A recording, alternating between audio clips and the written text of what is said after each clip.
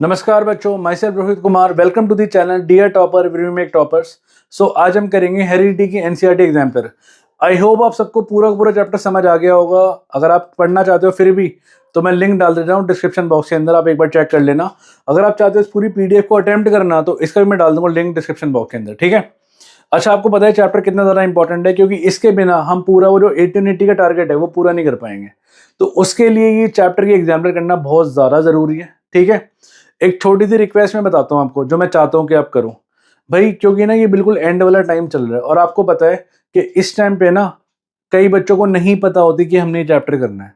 तो मैं बस ये चाहता हूँ जिसको अपना भाई अपना दोस्त मानते हो ना, सिर्फ एक को, उसको ये वीडियो भेजना और उसको बताना कि भाई इसको कर, इसको करके बैठी हो पेपर में, मैं तुझे गारंटी दे रहा हूँ रिजल्ट आएगा। आप बताना, आपको पता है ना ये बात, आपको पता है तभी आप यहाँ पे बैठे हो, बट उन दोस्त भाई को नहीं पता। समझो इस बात को, ठीक है, ताकि दोनों भाइयों का रिजल्ट टॉप पे जाए, बिल्कुल टॉप पे रहे दोनों भाई, ठीक है। तो without any further delay start करते हैं चैप्टर को। Let's start.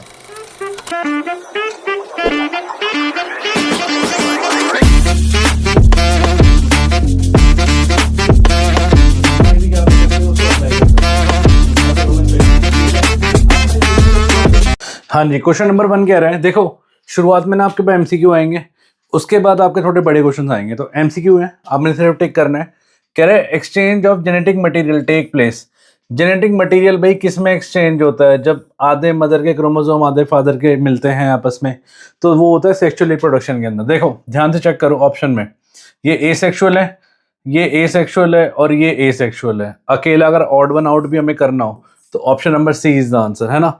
सेक्सुअल रिप्रोडक्शन में क्या होता है, जेनेटिक मटेरियल आपस में क्या होता है, एक्सचेंज होता है ना। आधे फादर के मिलते हैं, हमारे पास टोटल 46 क्रोमोसोम होते हैं ना, उसमें से आधे फादर से मिलते हैं और आधे मदर से मिलते हैं।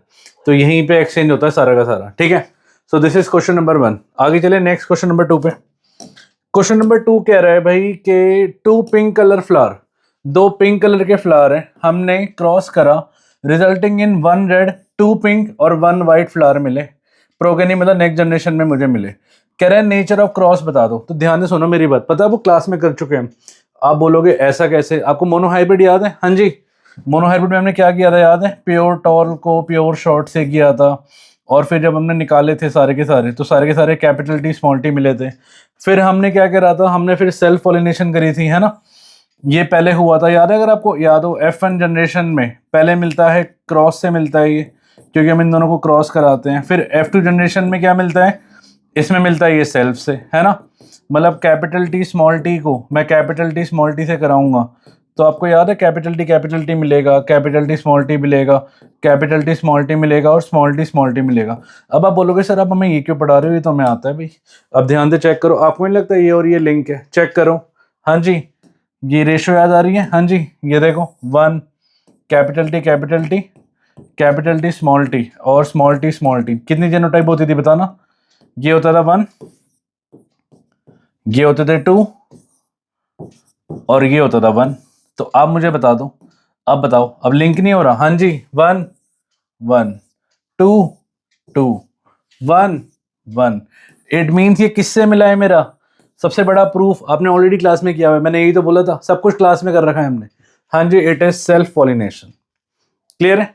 अच्छा, डबल फर्टिलाइजेशन क्या होती है? डबल फर्टिलाइजेशन होती है जब ये ओव्यूल के अंदर स्टिग्मा के थ्रू वो जाता है ना जर्म सेल, और यहाँ पे जाके वो 2 बार कर देता है, उसको डबल फर्टिलाइजेशन कहते हैं।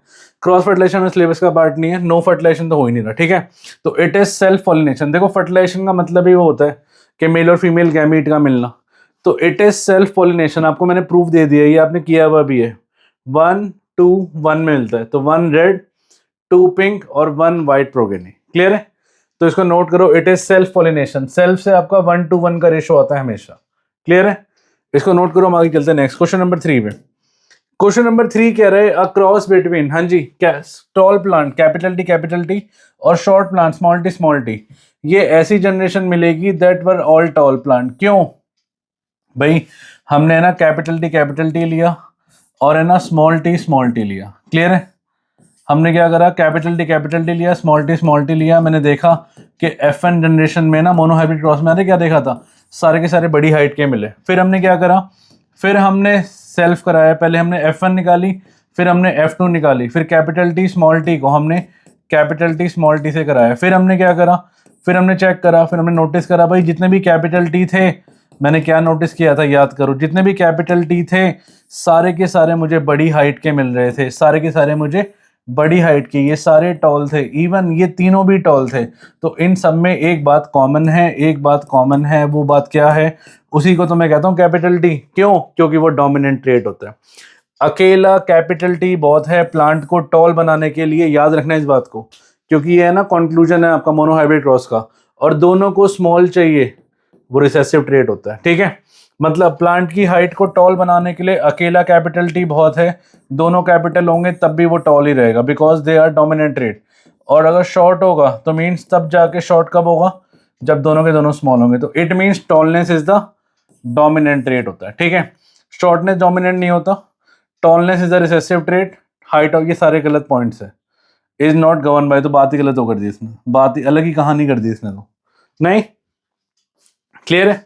तो थर्ड का होगा option number A is the answer, note करो इसको, आगे चलते हैं नेक्स्ट। हाँ जी, क्वेश्चन नंबर 4 कह रहे विच of the following statement is incorrect, इनमें से कौन सी स्टेटमेंट जो करेक्ट नहीं है। हाँ जी, for every hormone there is a gene, बिल्कुल सच बात है, हमारी बॉडी में हर एक हार्मोन का जीन होता है, और जो हार्मोन होगा वैसे हमारी बॉडी रिएक्ट करेगी, इसका एक जीन होता है proper.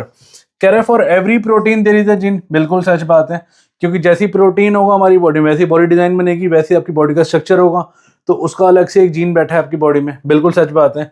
For production of every enzyme there is a gene, ये भी बिल्कुल सच बात है भाई, जो भी एंजाइम आपकी बॉडी में निकलता है उसका भी एक प्रॉपर एक जीन है। मैंने बताया था ना, हमारी बॉडी में टोटल 23 पेयर होते हैं, 23 पेयर, जिसमें से एक पेयर बताता है कि आप मेल हो या फिर आप, that is XX and XY, याद है। तो हमारी बॉडी में हर एक चीज का एक जीन प्रेजेंट होता है, चाहे आपके शेप ऑफ नोज हो, स्किन का कलर हो, हर चीज का होता है। बट डी ऑप्शन पढ़ना, कह रहे for every molecule of fat there is a gene, भाई फैट में जीन कब से आने लग गया, इनकरेक्ट बतानी है। फैट में जीन कब से आने लग गया, फैट मोटे पतले होने में जीन में कुछ फर्क ही नहीं पड़ता, समझ आ रही है बात। मान लो अगर किसी के पेरेंट्स मोटे हैं तो जरूरी नहीं है बच्चा ही मोटा होगा, या अगर बच्चा मोटा है तो आगे जनरेशन उसकी मोटी रहेगी, ऐसा कुछ नहीं है भाई। Fat is not a trait, fat कोई ट्रेट नहीं है, बात समझ आ रही है। Fat is not a trait, ये तो भाई एग्रीगेशन ऑफ फैट सेल होते हैं, ये तो आपका वो टिश्यू होता है ना, हमने 9th में पढ़ा था याद है, एडिपोज टिश्यू होता है एक तरह का, तो इससे कोई ट्रेट में थोड़ी ना फर्क पड़ रहा है, ट्रेट वेट नहीं आ रहा, मतलब कहने का मतलब है फैट से आपके जीन में कोई फर्क नहीं पड़ रहा। तो ये बिल्कुल बात गलत हो गई है भाई, फैट तो आपके खाने से बढ़ता है ना, तो उसको ट्रेड से क्या लेने देना, ज्यादा खाओगे तो मोटे हो जाओगे, कम खाओगे तो पतले रहोगे। तो it is option number D is the answer, incorrect पूछा था आपसे। ठीक है, नेक्स्ट क्वेश्चन नंबर 5 कह रहा है कि if a round green seed plant capital R is crossed with wrinkled yellow seed plant, हाँ जी ये राउंड है और वो येलो है। देखो याद रखना, जब भी है ना आपको डोमिनेंट बोलेगा ना, हमेशा कैपिटल वर्ड देगा, कैपिटल वर्ड का मतलब ही ये होता है कि वो डोमिनेंट है, कैपिटल वर्ड का मतलब ही ये होता है कि वो डोमिनेंट है। और वैसे भी हमने एक लिस्ट पढ़ी थी, अगर आपको याद हो, जब हमने हेरिडिटी पढ़ा था, है ना, आप बोलोगे तो वन शॉट की वीडियो का लेक्चर मैंने डाल दूंगा डिस्क्रिप्शन में, एक बार वो देख लेना, उसमें मैंने पूरी लिस्ट बता रखी है आपको कि कौन सा डोमिनेंट है और कौन सा रिसेसिव है। ठीक है, तो भाई पी प्लांट मतलब ये क्या है, डोमिनेंट है। ठीक है, तो कह रहे क्रॉस करा हमने, तो F1 में क्या आएगा, अब ध्यान से चेक करो, करके दिखाता हूं मैं आपको। मैं ये कह रहा हूं कैपिटल आर स्मॉल वाई को मैंने क्रॉस करवाया, स्मॉल आर कैपिटल वाई से। ठीक है भाई, मान लो ये पेरेंट्स है, मान लो ये पेरेंट्स है, अब मान लो ये मदर है, मान लो, और ये फादर है। हमने क्या पढ़ा था याद है भाई, जब भी जो नेक्स्ट जनरेशन में जीन्स आते हैं, मदर के आधे क्रोमोसोम आते हैं, फादर के आधे क्रोमोसोम आते हैं, पता है ना ये बात। हमारी बॉडी में टोटल 46 क्रोमोसोम होते हैं, जिसमें से 23 मम्मी से मिले होते हैं और 23 पापा से मिले होते हैं। तो ध्यान से देखो, इसका आधा नेक्स्ट जनरेशन में आएगा, इसका आधा करना जरा, कैपिटल आर स्मॉल वाई, इसका आधा नेक्स्ट जनरेशन में आएगा, मतलब small R capital Y. Proper तरीके से लिखूं, capital R small R capital Y small Y. हमने एक बात पढ़ी थी, अकेला कैपिटल आर बहुत है प्लांट को क्या बनाने के लिए, राउंड बनाने के लिए, याद है। और अकेला कैपिटल वाई बहुत है, अकेला कैपिटल वाई बहुत है प्लांट को क्या बनाने के लिए, येलो बनाने के लिए। लो होगी बात खत्म भाई। डोमिनेंट ट्रेट अकेला बहुत होता है, it is enough to make it round, and capital Y is enough to make it yellow. Therefore भाई जो नेक्स्ट जनरेशन आने वाली है वो दिख तो गया हमें क्या आएगी, it is round and yellow. हाँ जी, राउंड एंड येलो आएगी, है ना। ये डायहाइब्रिड क्रॉस होता था, याद है? What is dihybrid cross? जिसमें हमने इसका राउंड और रिंकल मतलब हमने क्या लिया है, शेप लिया है, और येलो और ग्रीन, येलो लिया है और wrinkled yellow seed with plant, और इसको ग्रीन लिया है ना, तो भाई हमने कलर लिया है, कलर ऑफ मटर, ठीक है? तो इसको डायहाइब्रिड क्रॉस कहते हैं। तो राउंड एंड येलो आएगा, राउंड एंड ग्रीन आएगा नहीं। ग्रीन आने के लिए क्या चाहिए मुझे? दोनों स्मॉल वाई चाहिए, देखो एक कैपिटल आ गया। अच्छा, रिंकल्ड आने के लिए क्या चाहिए मुझे दोनों स्मॉल आर चाहिए, कैपिटल आ गया, गलत होगी बात। रिंकल्ड और येलो, भाई रिंकल्ड वाले सबसे, रिंकल्ड दोनों स्मॉल और, बात गलत हो गई। क्लियर है? तो it is option number A is the answer. Note करो, हम आगे चलते हैं। हाँ जी, नेक्स्ट क्वेश्चन नंबर 6 कह रहा है in human male all the chromosome are perfectly paired except, एक के अलावा। भाई हमारी बॉडी में ना, मेन में सारे के सारे क्रोमोसोम परफेक्टली पेयर होते हैं। टोटल कितने क्रोमोसोम होते हैं हमारी बॉडी में? टोटल 23 क्रोमोसोम होते हैं। उसमें से एक क्रोमोसोम होता है जो सेक्स क्रोमोसोम होता है हमारी बॉडी में, दैट इज क्रोमोसोम, वो होता है आपका मेन में, XY होता है, ठीक है? बचे कितने? 22, इनको हम ऑटोजोम कहते हैं। क्लियर है? तो भाई ये परफेक्टली पेयर होता है। सिर्फ एक ही क्रोमोसोम होता है जो परफेक्टली पेयर नहीं होता, वो होता है आपका sex chromosome, that is X and Y। ये मिसमैच पेयर होता है, X और Y, एक बड़े साइज का होता है और एक छोटे साइज का होता है। तो means this is unpaired chromosome. यही पूछा है आपसे कि वो कौन सा क्रोमोसोम होगा। अभी तो बताया मैंने, एक Y होगा और एक X होगा। Third and fourth mean option number C is the answer, ठीक है? भाई बाकी के बचे 22 ना, मेन में सारे के सारे परफेक्टली होते हैं। और एक और बात बताऊं, वुमेन में तो सारे के सारे परफेक्ट पेयर होते हैं, दोनों में XX क्रोमोसोम होता है वुमेन में, तो बात ही खत्म। तो भाई मेन में होता है एक मिसमैच पेयर होता है, एक X होता है और एक Y होता है। अगर मेन का X चला जाता है ना वुमेन के X के साथ, तो गर्ल होती है, और अगर मेन का Y चला जाएगा वुमेन के X के साथ, तो बॉय होगा। क्लियर है? इसको नोट करो, it is option number C is answer 6 का। 7 नंबर कह रहा है भाई, 7 कह रहा है द मेलनेस ऑफ अ चाइल्ड। अभी तो बताइए बात, कह रहा है जो मेलनेस ऑफ अ चाइल्ड है वो डिटरमाइन करता है क्या? अभी बताई मैंने बात कि जो Y क्रोमोसोम आया है जायगोट के अंदर, भाई वो Y क्रोमोसोम आएगा तभी तो होगा। जैसे मैंने बताया ना आपको कि मेन के पास जो क्रोमोसोम होता है वो XY होता है, वुमेन के पास जो क्रोमोसोम होता है वो XX होता है। मान लो मेन का X जाएगा इसके X के साथ, मान लो, तो XX बनेगा, तो next generation will be a girl. Similarly इसके X को मिलाओगे तो देखो दो लड़कियां हो गई, ठीक है? इसके Y को मिलाओ तो XY हो गया, इसके Y को मिलाओ X से तो XY हो गया। अब नोटिस करो 50-50 चांस है भाई, ये बॉय हो गया और ये गर्ल हो गई। तो मीन्स जैसे ही मैन का X जा रहा है तो वो लड़की बन रही है, और मैन का अगर Y जा रहा है तो वो लड़का बन रहा है। तो देयरफॉर भाई किस पे डिपेंड करता है? जो Y क्रोमोसोम जो जायगोट में है, Y क्रोमोसोम होगा तभी जाके बॉय होगा, ठीक है? इस पे कई बार क्वेश्चन भी आता है कि गांव में वुमेन को ना बोला जाता है, ये एग्जाम में क्वेश्चन आ रखा है कि भाई उसकी वजह से क्या होता है, लड़की पैदा होती है, बट एग्जैक्टली साइंटिफिकली ऐसा नहीं है। It is because of the boy, क्योंकि उसके पास Y क्रोमोसोम होता है। क्लियर है? तो एक दो क्वेश्चन इससे भी कवर हो जाता है। आगे चले नेक्स्ट क्वेश्चन नंबर 8 पे, it is option number B. Question number 8 कह रहा है आपका, हाँ जी, एक कह रहा है एक जायगोट जिसके पास X क्रोमोसोम, अभी बताई मैंने बात, X क्रोमोसोम मिला है पापा से, फादर से, विल डेवलप इनटू अ, मैंने बताया ना भाई जो सेक्स डिटरमाइन फादर ही तो करता है। अगर X जाएगा तो वो गर्ल होगी, और अगर इसी की जगह Y लिखा होता है ना, Y लिखा होता तो क्या होता? तो वो बॉय होता, क्योंकि फादर के पास क्या होता है? XY क्रोमोसोम होता है। अगर ये X भेजेगा तो XX बनेगा, Y भेजेगा तो XY बनेगा। XX बनेगा मतलब गर्ल बनेगी, और XY बनेगा मतलब बॉय बनेगा, बात खत्म। क्लियर है ना? बहुत इंपॉर्टेंट टॉपिक है ये। 8 का आ गया बी, डायरेक्ट आंसर आ रहा है, ठीक है? ये एक्स्ट्रा ऑप्शन दे रखे होते हैं, बॉय, इन दोनों में से एक आंसर है। X chromosome does not determine the sex of the child, बात गलत है। ईदर बॉय और गर्ल, ये भी गलत बात है, ठीक है? Next question number 9। Question number 9 कह रहे हैं इनमें से इनकरेक्ट स्टेटमेंट बता दो। ध्यान से सुनना मेरी बात, इनकरेक्ट बतानी है। कह रहे हैं frequency of certain gene in A population changes over several generation resulting in evolution. बिल्कुल सच बात है, बट है ना, आई थिंक ये सिलेबस का पार्ट नहीं है, क्योंकि आपको पता है एवोल्यूशन हमारे सिलेबस से कट हो चुका है ना? पहले आता था एक टाइम में, बट अब कट हो चुका है। तो भाई ये सिलेबस का पार्ट नहीं है, बट फिर भी हम एक बार सॉल्व कर लेते हैं, कोई बात नहीं। आप चारों ऑप्शन पढ़ोगे ना, चारों ऑप्शन पढ़ के आपको पता लग जाएगा कौन सा गलत है। मैं सही बताऊं, आप पढ़ के तो देखो एक बारी। तो भाई ये बिल्कुल सच बात है। क्या होता है, कुछ जीन्स की ना फ्रीक्वेंसी बदल जाती है धीरे धीरे धीरे जब एवोल्यूशन होता है बॉडी में। बिल्कुल सच बात है, इनकरेक्ट बतानी है। कह रहे reduction in weight of the organism due to starvation. मान लो किसी को भूखा रहने का शौक है, बहुत भूखा रहता है वो, कह रहे जेनेटिकली कंट्रोल किया जा सकता है। सच में? सच में ऐसा पॉसिबल है कि भाई के जेनेटिकली हम कंट्रोल कर ले कि मोटा इंसान है तो आगे जनरेशन भी मोटी होगी, कि पतला है तो पतली होगी, ऐसा कुछ नहीं है भाई। Reduction in weight of the organism due to starvation, भूखे रहने से, एक जेनेटिकली कंट्रोल, ऐसा कुछ बात नहीं है। क्योंकि वेट का बढ़ना ना बढ़ना कोई डिपेंड नहीं करता आपके जीन्स पे, ठीक है। जरूरी नहीं है आपके पेरेंट्स मोटे तो आप भी मोटे होगे, वो डिपेंड करता है आपकी फिजिकल एक्टिविटी पे, आपके खाने पे, कैलोरी इनटेक पे, ठीक है। तो ये बात, ऑप्शन नंबर बी आंसर आ चुका है हमारा। Low weight parent can have heavy weight, obviously अभी तो बताई मैंने बात, बिल्कुल सच बात है, अभी तो बताई मैंने बात भाई। जिनके पेरेंट्स का वेट कम है उनके बच्चे हैवी हो सकते हैं, नेक्स्ट जनरेशन हो सकते हैं। Trait which are not inherited over generation do not cause evolution, सही बात है भाई। जो ट्रेड आगे नहीं जा पाती उससे एवोल्यूशन भी नहीं हो पाता, ऑब्वियसली। जब वो ट्रेड कोई कैरेक्टरिस्टिक आगे ही नहीं जा पाएगा तो वो एवोल्यूशन भी कैसे करेगा। बट एनीवेज आई थिंक ये सिलेबस का पार्ट नहीं है, फिर भी मैंने बता दिया 9th का बी होगा, क्लियर है।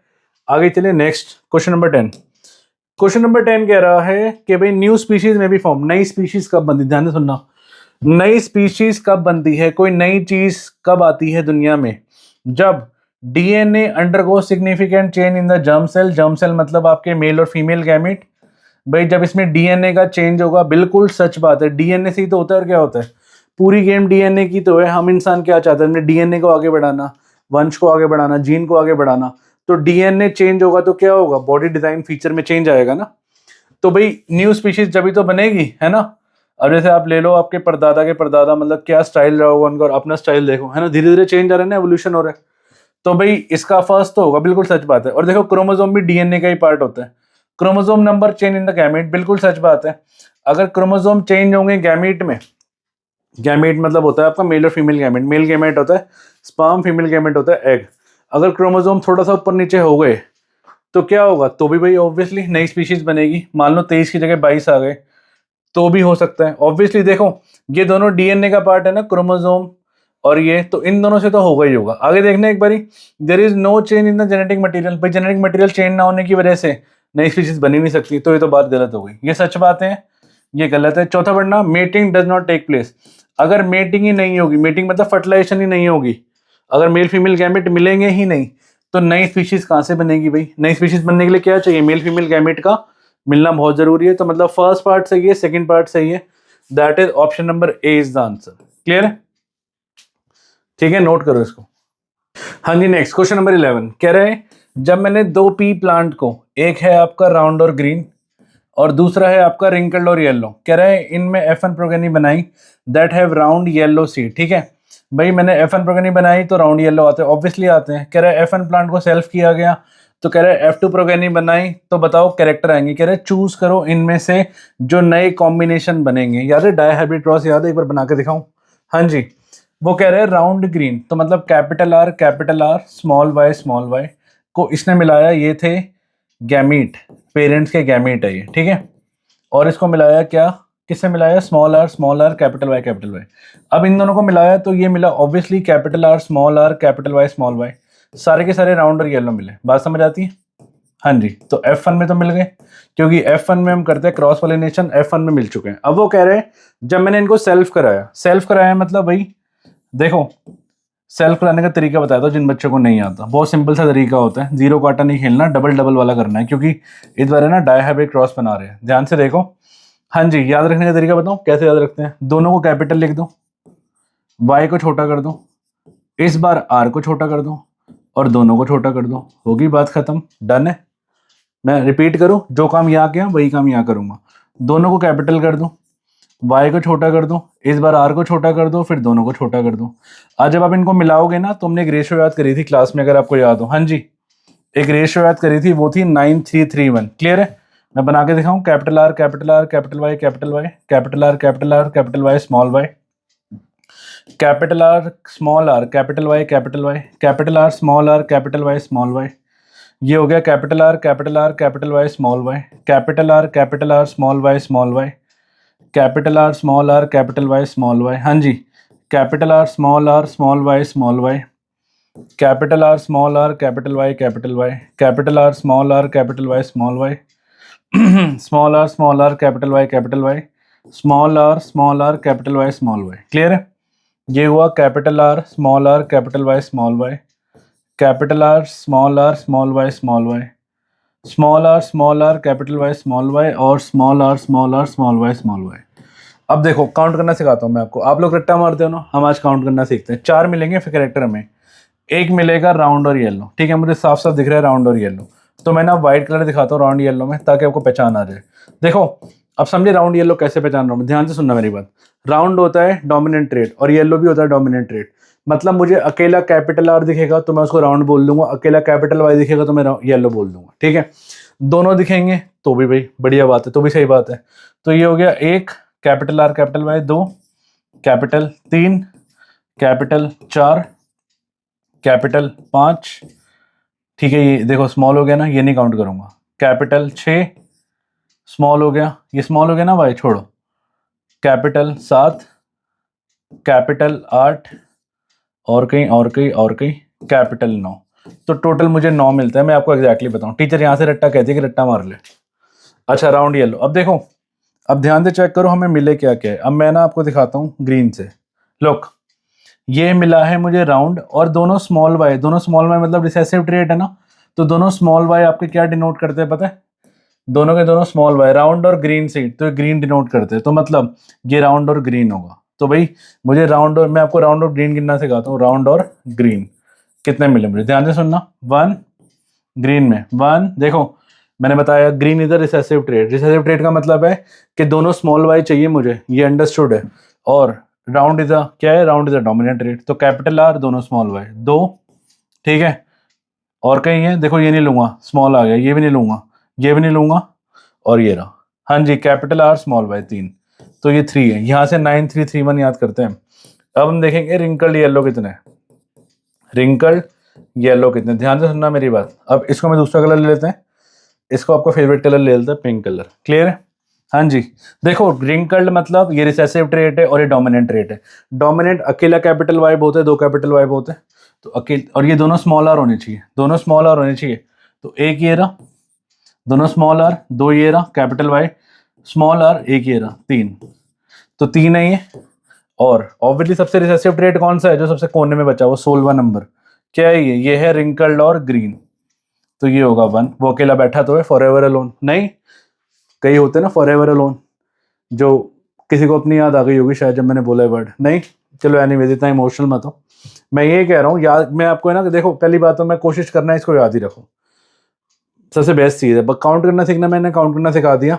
राउंड कब होगा भाई, इस केस में राउंड होगा और इस केस में भी राउंड होगा, बात समझ आ रही, इसको लिख लेना। येलो कब होगा, इस केस में येलो होगा और इस केस में भी येलो होगा, क्योंकि अकेला कैपिटल वाई बहुत है येलो बनाने के लिए। अच्छा मैं आपसे पूछूं ग्रीन कब होगा, तो ग्रीन तो भाई एक ही कंडीशन में होगा जब ये दोनों होंगे, लो लिख लेना इस चीज को। राउंड मैंने बता ही दिया। रिंकल्ड कब होगा, रिंकल्ड भी एक ही कंडीशन में होगा जब दोनों स्मॉल आर होंगे। और येलो तो मैंने बता दिया, येलो ये रहा, रिंकल्ड और ग्रीन सारे हो चुके हैं, ठीक है। अच्छा क्वेश्चन वैसे ये पूछ रहा है आपसे कौन से नए कैरेक्टर मिले, तो राउंड येलो तो मिल गया आपको, F1 में क्या मिल गया आपको, राउंड और येलो मिल चुका है, तो मतलब राउंड और येलो तो मिल चुका है। आपसे वो कह रहा है मुझे बताओ नए फीचर कौन से मिले। When F1 planter self-pollinated, the F2 generate program will have new combination of character. Choose the new combination. अब ध्यान से देखो वो कह रहा है कौन से नए मिले, न्यू वाले, तो राउंड ग्रीन तो ये रहा, तो राउंड ग्रीन तो आप लोगे नहीं, ठीक है। और रिंकल्ड येलो ये रहा, रिंकल्ड येलो आप लोगे नहीं। तो इसके अलावा और कौन कौन से मिले, मुझे राउंड येलो मिला, राउंड येलो मिला, और मुझे रिंकल ग्रीन मिला, रिंकल ग्रीन मिला। तो it is first and fourth मिले, फर्स्ट एंड फोर्थ का मतलब option number B is the answer, है ना। बढ़िया क्वेश्चन है ना। मैंने मेरे कंसेप्ट भी समझा दिया, देखा जाए तो हम देख के भी टिक कर सकते थे भाई, इसके अलावा जो भी ऑप्शन है वही आंसर है हमारा, देख के ऐसे टिक करना है, ठीक है। दोनों बता दिए मैंने तरीके। आगे चलिए नेक्स्ट पे, नेक्स्ट क्वेश्चन। हाँ जी, तो क्वेश्चन नंबर 12 आपका कह रहा है, ओहो क्रॉस आ गया, क्यों पता है क्रॉस क्यों, क्योंकि एवोल्यूशन का पार्ट है, एवोल्यूशन कट हो चुका है, तो छोड़ो ना इसको, मजे करो यार, मजे करो, लीव इट। 12 छोड़ो, 13 छोड़ो, मजे करो। ये भी आपका क्या है, होमोलोगस एवोल्यूशन का पार्ट है, ये भी छोड़ो, और बताओ मजे हो गए। 15 नंबर देखो, चलो 15 नंबर पार्ट नहीं है, इतने भी मजे मत करो, ज्यादा मजे हो जाएंगे। 15 नंबर कह रहे हैं which of the following statement is not true, not true with respect to variation, कौन सी बात सच नहीं है, ध्यान से सुनना मेरी बात। पहला पॉइंट कह रहा है all variation in a species have equal chance of survival. लो भाई पहली बात ही गलत हो गई, पहली बात ही गलत हो गई, हाँ जी गलत हो गई बात, बिल्कुल गलत बात। और यही तो पूछा है इसने, देखो इसको मैं समझाता हूँ। इसका बैक्टीरिया वाला एग्जांपल आपको याद है, हमने करा था क्लास में। मान लो एक पानी है, पानी का ग्लास है, इसमें ना कोई बैक्टीरिया जिंदा रह रहा है। आप इस पानी के ग्लास को ना गर्म करो, हाँ जी, तो क्या होगा, हम बैक्टीरिया को मारते हैं ना, पता है ना आपको, जो बंदा बीमार होता है या फिर कोई बीमार पड़ा होता है तो उसको जब हम पानी पिलाते तो उबाल के पिलाते हैं। क्यों पिलाते हैं? ताकि उसमें बैक्टीरिया मर जाए, है ना। डॉक्टर भी कहता है कि उबला हुआ पानी पियो। तो मान लो बैक्टीरिया मरने लग गया, मरने लग गया, मरने लग गया, चल जा, ओके बाय बाय टाटा। बट कुछ बैक्टीरिया होगा ना जो सर्वाइव कर जाएगा, और उसकी वजह से क्या होगा, सर्वाइव करने की वजह से सर्वाइवल एडवांटेज मिल जाएगी उसको। भाई तो वो कह रहे हैं इक्वल चांस मिलेगा सर्वाइवल का, इक्वल चांस नहीं मिल रहा, क्योंकि बैक्टीरिया मर भी रहा है और बैक्टीरिया सर्वाइव भी कर रहा है। तो इक्वल चांस कहाँ से हो गया? It is not an equal chance. समझ आ रही है बात? इक्वल चांस नहीं मिलता, कुछ बैक्टीरिया मरेगा और कुछ बैक्टीरिया जिंदा रहेगा, तो बात गलत हो गई है। तो पहला आंसर आ चुका है, option number A is the answer. Change in the बाकी पढ़ लेते हैं एक बारी। Change in genetic composition result in variation, बिल्कुल सच बात है भैया। अगर आपके जीन्स में चेंज होगा तो आपकी बॉडी में वेरिएशन होगी, बिल्कुल सच बात है, यही होता है। डॉग की स्पीशीज आपको बताइए, डॉग कितने टाइप के होते हैं, बट होते तो डॉग ही है ना, उनकी ब्रीड अलग अलग होती है ना। Selection of variation bye environmental factor from the basis of evolution, देखो सच बात है, वैसे एवोल्यूशन का पार्ट है बट फिर भी स्टिल सच बात है ये। Variation is minimum in asexual reproduction, बिल्कुल सच बात है। एसेक्सुअल में मिनिमम ही तो होती है, क्योंकि अकेला इंडिविजुअल बहुत होता है प्लांट को ग्रो करने के लिए, सॉरी प्लांट कह रहा हूँ, किसी भी ऑर्गेनिज्म ग्रो करने के लिए, जैसे कि अमीबा हो गया, प्लेनेरिया हो गया। तो एसेक्सुअल में कम से कम मिनिमम वेरिएशन होती है, सबसे ज्यादा होती है सेक्सुअल रिप्रोडक्शन में, क्योंकि जब भी वो डीएनए कॉपी होता है हमेशा एरर आ जाती है। तो इट मीन्स ए गलत है, तो 15 का होगा ए आंसर। क्लियर है? इसको नोट करो, हम आगे चलते हैं नेक्स्ट पे। नेक्स्ट क्वेश्चन नंबर 16 कह रहा है अ trait in organism is influenced by, हाँ जी, आपके अंदर जो ट्रेट आया है, ये जो आप इतने स्मार्ट स्मार्ट दिखते हो, ये मम्मी की वजह से दिखते हो या पापा की वजह से, मैटरनल या पैटर्नल या दोनों? आंसर इज दोनों। अब आप बोलोगे सर नहीं ऐसा तो नहीं है, सैफ अली खान का बेटा तो सैफ अली खान की तरह दिखता है। तो भाई वो डिपेंड करता है ना कि आपके पेरेंट्स के अंदर डोमिनेंट ट्रेट है कि रिसेसिव ट्रेट है। बात समझ आ रही है? आपके अंदर जीन्स दोनों के आए हैं, मम्मी के भी आए हैं, पापा के भी आए हैं। कई बार देखा होगा ना, कई बच्चे बुआओं की साइड चले जाते हैं, कई बच्चे मामाओं की साइड चले जाते हैं, तो डिपेंड करता है। बट आए तो जीन्स दोनों के ही है ना, मतलब पापा के भी आए हैं, पैटर्नल के भी आए हैं डीएनए, और मैटरनल के भी आए हैं, है ना। हमने पढ़ी थी बात, मैं आपको याद दिलाता हूँ। हमारी बॉडी में टोटल, भाई जैसे मान लो मदर है और फादर है, ठीक है। Father produces sperm, and sperm में कितने क्रोमोसोम होते हैं? 23 क्रोमोसोम। मदर प्रोड्यूसेस एग, और एग में कितने क्रोमोसोम होते हैं? 23 क्रोमोसोम। आधे होते हैं ना, आधे क्रोमोसोम, ठीक है। आप जब नेक्स्ट जनरेशन में जाएंगे तो कितने क्रोमोसोम आएंगे? 46 आएंगे भाई, 46 क्रोमोसोम आएंगे। मतलब हमारे अंदर आधे फीचर मदर के, आधे फीचर फादर के, बिल्कुल। बट दिखाई दे रहा है नहीं दे रहा है, वो डिपेंड करता है कि वो ट्रेट डोमिनेंट है कि रिसेसिव है। याद रखना इस बात को। तो मीन्स दोनों का, वरना सिर्फ फादर का भी नहीं होगा, सिर्फ मदर का भी नहीं होगा। इट हैज बोथ, मैटरनल मतलब मम्मी और पैटर्नल मतलब फादर, ठीक है। क्लियर है? डी ऑप्शन तो ऐसे दिया है, नॉर, ऐसा पॉसिबल कैसे? ठीक है, आगे चले, 16 का हो गया सी। नेक्स्ट क्वेश्चन कह रहा है, क्वेश्चन नंबर 17, हाँ जी, select the group which share the maximum number of common character. देखो अब है ना, ये अगर मैं आपको एग्जैक्टली समझाऊं ना इस क्वेश्चन में, तो भाई इसमें ना कुछ एक्स्ट्रा चीजें लिखी हुई है जो शायद आप में से कई बच्चों को नहीं पता, है ना। कई बच्चे, जैसे डाइवर्सिटी चैप्टर था 9th क्लास में, वो कट हो चुका था, उसमें से ये वर्ड आते थे, जीनस, ठीक है, फैमिली, स्पीशीज।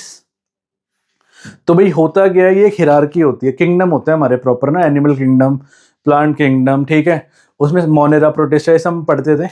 बट कोई नहीं, मैं आपको फिर भी कोशिश करता हूँ समझाने की। देखो एक हिरार्की होती है, मतलब पूरी एनिमल किंगडम की, प्लांट किंगडम की ना, ये आप 11th-12th में जब आप बायो लोगे ना तब पढ़ोगे, क्योंकि तभी काटा है 9th क्लास से, क्योंकि बहुत ज़्यादा होता है बच्चों के लिए। तो ध्यान से देखो, तो शुरुआत होती है किंगडम से, और जो सबसे नीचे आता है ना किंगडम में, जाते जाते जाते जाते वो आता है स्पीशीज, सबसे एंड में स्पीशीज आता है, ठीक है।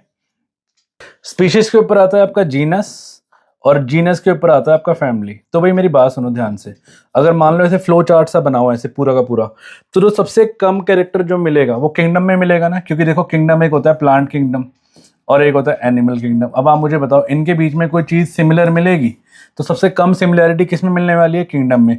बट जैसे जैसे जैसे हम इस हिरार्की में नीचे जाते रहेंगे जाते रहेंगे जाते रहेंगे, तो जो सबसे एंड में होगा उनमें कॉमन मिलेगी ना चीज़ें। जैसे आपको पता है ना, हम सारे के सारे, हम सब में कॉमन है ना, 2 हाथ है 2 पैर है, नहीं, वी आर होमोसेपियंस। इंसानों को क्या बोला जाता है? हमारी जो स्पीशीज है उनको बोला जाता है होमोसेपियंस। भाई हम सारे के सारे क्या करते हैं? एक जैसे दिखाई देता है ना, होमोसेपियंस। नहीं, जैसे जैसे ऊपर जाओगे हिरार्की बढ़ेगी। हिरार्की समझ रहे हो? एक फ्लो चार्ट टाइप, धीरे धीरे बढ़ेगा, और तो भाई धीरे धीरे कॉमन कैरेक्टर ना कम होने शुरू हो जाते हैं, ठीक है। ज़्यादा डिटेल में नहीं जाना, डिटेल में आप जब जाना जब डॉक्टर बनोगे, क्योंकि आगे 11th-12th में पढ़ना है हमने डिटेल में, ठीक है। तो स्पीशीज आएगा, that is option number A is the answer. जो सेम स्पीशीज के होंगे, जैसे कि आप और मैं, हम दोनों क्या दिखते हैं, सेम दिखते हैं, मतलब we are similar to individual, हम सिमिलर है, हमारे बीच में कॉमन कैरेक्टर काफी सारे सेम है, 2 हाथ है, 2 पैर है, 1 सर है, नहीं। जीनस में इसके ऊपर वाला पार्ट है, इसमें कम होगा, फैमिली उसके ऊपर वाला पार्ट है, इसमें कम होगा, 2 जनरल तो इसमें भी 2 अलग अलग फैमिली में तो वैसे ही अलग होगा, ठीक है, कम होगा, क्लियर है। तो इसको नोट करो, ये फर्स्ट 17 का ए होगा, इसको डिटेल में नहीं जाना यार, आपको जिनको आता है आप बात समझ गए होगी मेरी, मैं क्या कह रहा हूँ। बट जो सबसे नीचे होता है ना हिरार्की में, किंगडम अलग अलग 5 किंगडम होते हैं टोटल हमारे, ठीक है, उनके बारे में डिटेल में पढ़ने की जरूरत नहीं है, आप आगे पढ़ना जब डॉक्टर बनोगे, साइंस लोगे, क्लियर है। इसको नोट करो, 17 का ए होगा। आगे चलते हैं नेक्स्ट पे। नेक्स्ट ये भाई लो, मजे हो गए आपके, तो 18 तो कट हो चुका है आपका, नहीं।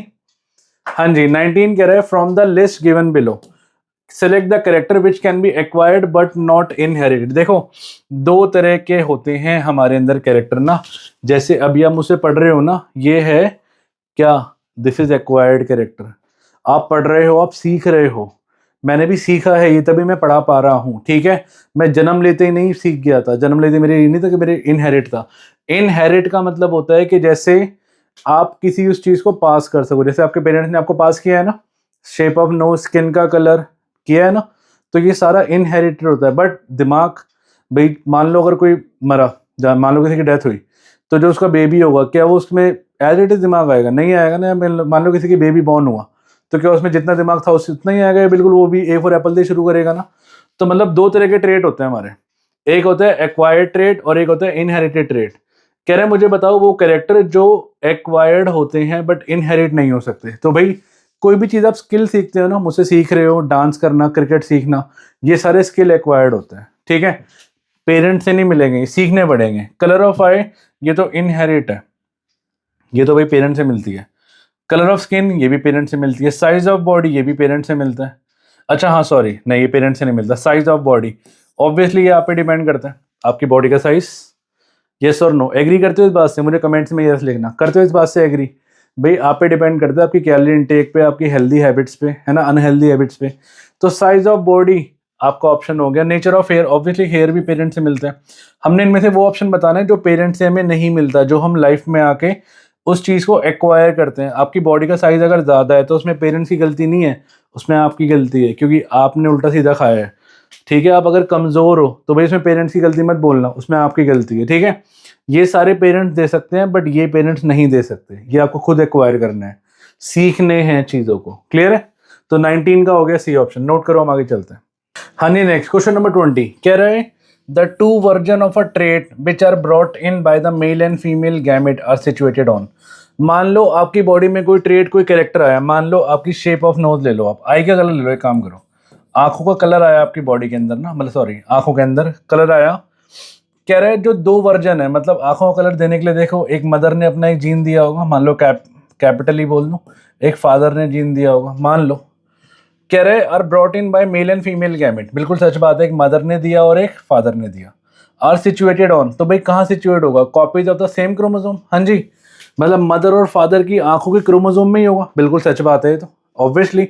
मान लो शेप ऑफ नोज दी, तो भाई एक शेप ऑफ नोज आपको मदर देना चाहेगी, एक फादर देना चाहेंगे, बट जो डोमिनेंट होगा आपको वही तो मिलेगा, नहीं। तो भाई ये बिल्कुल सच बात है, copies of the same chromosome, बिल्कुल सेम क्रोमोसोम की कॉपी बनेगी और वो कॉपी आपके पास आएगी। समझ रहे हो बात? मैं ये कहना चाहता हूँ, मान लो फादर के पास 46 क्रोमोसोम थे, 46 होते हैं ना इनका, और पेयर में होता है ना हमेशा, क्योंकि देखो आधे फादर से मिले होते हैं इनको भी और आधे मदर से मिले होते हैं। इनमें स्पर्म कैरी 23, ठीक है, मतलब इस 46 को एग्जैक्ट कॉपी कर दो, स्पर्म में ना 23 कॉपी होके स्पर्म में आ जाता है, ठीक है। सिमिलरली मदर के पास भी 46 होते हैं, तो एग में कॉपी होके ना 23 आ जाते हैं। बात समझ आ रही है? तो मतलब जो नेक्स्ट जनरेशन को मिलती है, तो 23 + 23 कितने मिलते हैं? टोटल 46 क्रोमोसोम मिलते हैं। बात समझ आ रही है? मतलब आपकी बॉडी में जो हर एक जीन है, जो हर एक पार्ट है ना, उसको डिटरमाइन करने के लिए दोनों ने पूरी कोशिश करी, बट जो डोमिनेंट हुआ भाई वो जीता है, बात खत्म, ठीक है। तो मतलब जो शेप ऑफ नोज ले लो, स्किन का कलर ले लो, आंखों का कलर ले लो, ये सब कुछ भाई सेम क्रोमोसोम, उनके भी सेम क्रोमोसोम से ही मिला है, मतलब उनकी आंखों का कैपिटल ही और स्मॉल ही, तो जो डोमिनेंट हुआ वो आपके पास आ गया, बात खत्म। डिफरेंट क्रोमोसोम कैसे मिलेगा? ये तो पॉसिबल ही नहीं है। सेक्स क्रोमोसोम कहाँ से आ गया इसमें, और एनी क्रोमोसोम में तो बात गलत हो गई, ठीक है। तो भाई बिल्कुल सेम क्रोमोसोम से मिलेगा, मतलब आइस का क्रोमोसोम से आइस का कलर आएगा, क्लियर है।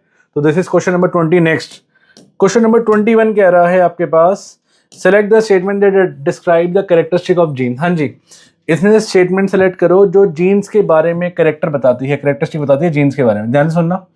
पहला कह रहा है gene are specific sequence of basis in a DNA molecule. बिल्कुल सच बात है। देखो क्या होता है, एक डीएनए मॉलिक्यूल होता है ना हमारे पास, एक फादर का होता है कॉपी, एक मदर का होता है कॉपी। तो भाई वो कह रहा है कि जो जीन्स होते हैं ना, ये कुछ सीक्वेंस होते हैं, स्पेसिफिक सीक्वेंस इसके अंदर। तो ऑब्वियसली तभी तो पता लगता है कि वो जीन्स है। भाई हमारे जीन्स है, कहते नहीं हमारे जीन्स के अंदर है ये। किसी की शेप ऑफ नोज, किसी की शेप नोज थोड़ी बड़ी सी होती है, किसी की जो ईयर होते हैं वो अटैच होते हैं, कहते नहीं हमारे जीन्स के अंदर है, क्योंकि उनका डीएनए का है। तो भाई वो बिल्कुल सच बात है कि जो जीन्स होते हैं वो एक प्रॉपर एक सीक्वेंस होते हैं, मतलब ना प्रॉपर एक सीक्वेंस में चल रहा होता है जो उनके डीएनए मॉलिक्यूल में होता है। क्लियर है भाई, जैसा होगा वैसे ही होगा। जैसे आपके, जैसे मान लो परदादा से दादा, दादा से पापा, पापा से आपके अंदर शेप ऑफ नोज आई होगी ना, तो जैसी दिख रही है वही आप आगे पास करोगे। क्लियर है। तो मतलब it is the sequence of base in a DNA molecule. Next देखना, a gene does not code for, ये तो बात ही गलत हो गई। भाई जीन का तो प्रॉपर एक प्रोटीन का कोड होता है। इन इंडिविजुअल, फर्स्ट सही है। Third, in individual of a given species a specific gene is located on a particular chromosome. अभी तो बताइए ये बात, इसे जो पहले क्वेश्चन था उसमें यही तो था। कह रहे हैं in individual of a given species, तो भाई एक स्पेसिफिक जीन लोकेट होता है पर्टिकुलर क्रोमोसोम में। मतलब मान लो हमारी बॉडी में जैसे शेप ऑफ नोज देने के लिए मैंने बताया ना, दोनों उतरेंगे, मम्मी भी पापा भी, बट जो डोमिनेट होगा वही आपको मिलेगा, और दोनों की नोज का क्रोमोसोम आपके पास आएगा। ठीक है। In individual of a given species एक स्पेसिफिक जीन ही लोकेट होगा ऑन ए पर्टिकुलर क्रोमोसोम में। ठीक है, एक प्रॉपर एक जीन ही लोकेट होगा हर जगह पे। भाई स्किन के कलर के लिए अलग जीन होगा। ठीक है, तो फर्स्ट सही है, थर्ड सही है। फोर्थ देखना, हर एक क्रोमोसोम के पास सिर्फ एक ही जीन होता है, ऐसा तो नहीं है। हर एक क्रोमोसोम के पास जीन ज़्यादा भी हो सकते हैं, पॉसिबल है। ऑब्वियसली क्रोमोसोम्स में तो ज़्यादा जीन्स भी पॉसिबल है, ये तो बात ही गलत हो गई। तो यही पूछ रहा है कि स्टेटमेंट कौन सी करेक्ट है। हाँ जी, तो 21 का हो गया आपका 1 और 3, मतलब option number B is the answer. Clear है। मैं रिपीट करता हूँ, कह रहे genes are specific sequence of base in DNA. भाई जीन्स है ना, एक स्पेसिफिक सीक्वेंस होती है, मतलब किस तरह का सीक्वेंस वो बना रहे हैं, और उसी तरह का जीन आपकी बॉडी के अंदर आता है। ठीक है, पहला पॉइंट इसलिए सही है। सेकंड पॉइंट क्यों गलत है, क्योंकि वो कह रहा है कोड नहीं होता, ये डज नॉट लगाने की वजह से बात गलत हो गई। कह रहे किसी भी इंडिविजुअल में अगर कोई स्पीशीज है, मान लो इंसान है, होमोसेपियंस है, इंसानों में एक स्पेसिफिक जीन लोकेट होता है किसी पर्टिकुलर क्रोमोसोम में। जैसे मान लो आपके, भाई आपकी फैमिली के अंदर मान लो ग्रे आइज बड़ी वो है, मतलब कि हाँ ग्रे आइज आती है, ग्रे आइज आती है, तो आपके जीन्स के अंदर है वो। ठीक है, तो प्रॉपर क्या होगा, एक पर्टिकुलर क्रोमोसोम है जो चला आ रहा है, चला आ रहा है, चला आ रहा है, और वो आपकी फैमिली के अंदर है। ठीक, पर्टिकुलर क्रोमोसोम। थर्ड पार्ट इसलिए बिल्कुल ठीक है। हर एक क्रोमोसोम में सिर्फ एक ही जीन होता है, ऐसा कुछ नहीं है भाई, ज़्यादा भी हो सकते हैं। क्लियर है। तो it is option number B is the answer. इसको नोट करो, हम आगे चलते हैं नेक्स्ट क्वेश्चन नंबर 22 पे। 22 नंबर कह रहा है in a pure tall pea plant. हाँ जी, प्योर टॉल कैपिटल टी को मैंने क्रॉस करा शॉर्ट प्लांट से। रेशो बता दो मुझे pure tall plant to short plant in F2। हाँ जी, चलो एक बार बना के देखें, मजा आएगा। वो कह रहा है कैपिटल टी को मैंने क्रॉस करा स्मॉल टी से। तो देखो जिनको क्रॉस कराना नहीं आता ना, मैं दिखाता है तो जीरो वाटा खेलना होता है, कुछ नहीं होता। कैपिटल टी यहाँ लिखो, स्मॉल टी यहाँ लिखो। अब इनको मिलाओ, capital T small T, capital T small T, capital T small T, capital T small T. और मैंने देखा ये चारों के चारों टॉल मिले। क्यों मिले, क्योंकि अकेला कैपिटल टी बहुत है प्लांट को टॉल बनाने के लिए। तो F1 जनरेशन आ गई, बट इसके बारे में पूछा ही नहीं उसने, F2 पूछ रहा है। ये मिलती है क्रॉस पॉलिनेशन से। अब F2 मिलती है सेल्फ पॉलिनेशन से, याद है। F2 किससे मिलती है, F2 मिलती है सेल्फ पॉलिनेशन से। ठीक है, सेल्फ का मतलब हुआ इसी को उठाओ और इसी से कराओ, बात खत्म। वहाँ करा के दिखा दूँ, यहाँ जगह नहीं है। मतलब कैपिटल टी स्मॉल टी को उठाओ और कैपिटल टी स्मॉल टी से कराओ। मैंने बोला अकेला कैपिटल टी बहुत है प्लांट को टॉल बनाने के लिए, ध्यान से सुनना। मैं क्रॉस कर रहा हूँ, क्रॉस हो गया, capital T capital T, capital T small T, capital T small T और स्मॉल टी, लो हो गया। हाँ जी, अब देखो ये टॉल है, ये टॉल है, ये टॉल है, ये टॉल है, ये शॉर्ट है, बट वो पूछ कुछ और रहा है। वो कह रहा है मुझे बता दो रेशो प्योर टॉल प्लांट, तो प्योर टॉल तो मुझे ये मिला है, और टू शॉर्ट प्लांट, तो इसकी रेशो पूछ रहा है। देखो क्वेश्चन ध्यान से पढ़ लेना एक बारी। प्योर टॉल समझ रहे हो, but is pure tall, pure tall उसे कहते हैं जब दोनों के दोनों कैरेक्टर ना आपको सेम मिलेंगे। This is not pure tall, ये होमोजाइगस ट्रेट जो होता है उसको प्योर बोला जाता है। ये हेट्रो होता है, हेट्रो का मतलब दोनों ट्रेट अलग अलग है, होमो मतलब दोनों ट्रेट सेम है। तो भाई प्योर टॉल, तो ये तो देख रहे हैं ये एक है ये एक है, मतलब 1:1, 1:1, तो option number C is the answer. बात खत्म, लो हो गया। कई बार है ना बच्चे जल्दी जल्दी में पढ़ते नहीं है, ये 1:1 देख के 2:1 देख के कुछ ना कुछ लगा जाता है।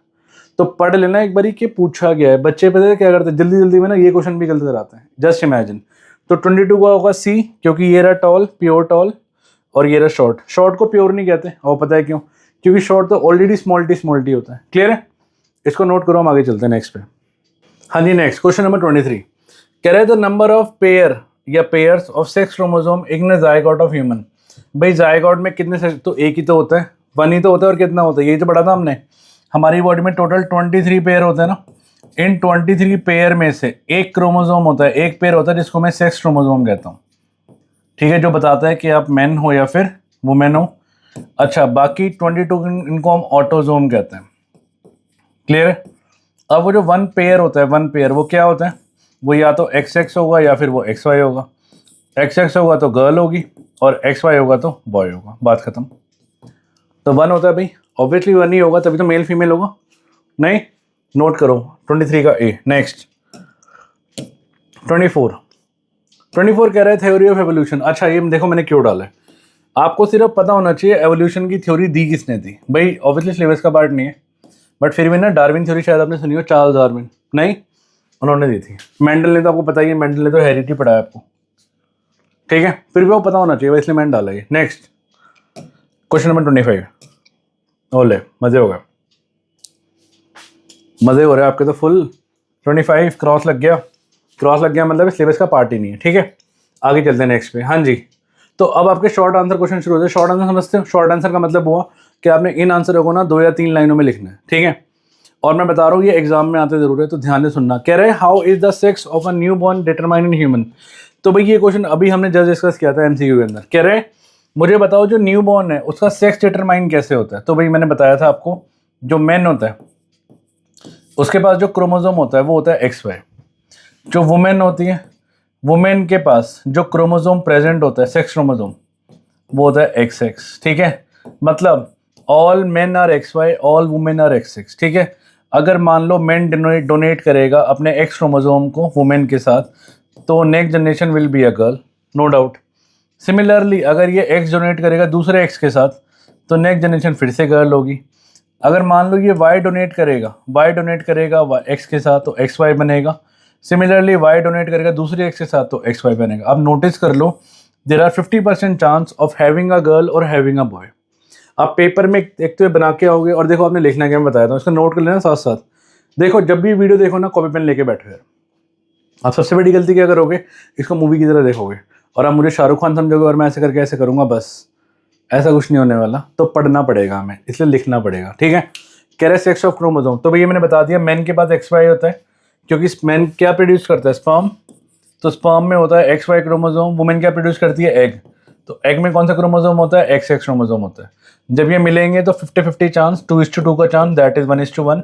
मतलब 50% चांस होगा बॉय होने का और 50% चांस होगा गर्ल होने का। ठीक है, 50-50 चांस होता है। इसको लिखेंगे कैसे, ये बनाने के बाद देखो कुछ लिखना भी तो है। अब हमें लिखना है, ये ध्यान से सुनना, क्या लिखना है, हमें लिखना है कि जो सेक्स ऑफ इंडिविजुअल है वो डिटरमाइन होता है, मतलब जीन्स इनहेरिट होता है फ्रॉम पेरेंट टू डिसाइड करते हैं whether the newborn will be a boy और अ गर्ल। मैंने बता दिया ना, एक जो न्यूबॉर्न है इसी को बना के लिख लेना अपनी लैंग्वेज में कि X जाएगा, X इनहेरिट होगा फादर से तो लड़की बनेगी, और अगर Y इनहेरिट होगा फादर से तो लड़का बनेगा। बस भाई पूरे उस फ्लो चार्ट से को ना आप एक बार बना के लिख दो, आपका आंसर आपके सामने, खत्म। यही चीज़ करनी होती है। ठीक है, इसको नोट करो 26 को, हम आगे चलते हैं। हाँ जी, नेक्स्ट क्वेश्चन नंबर 27 कह रहे हैं do genetic combination of mother play a significant role in determining the sex of a newborn boy.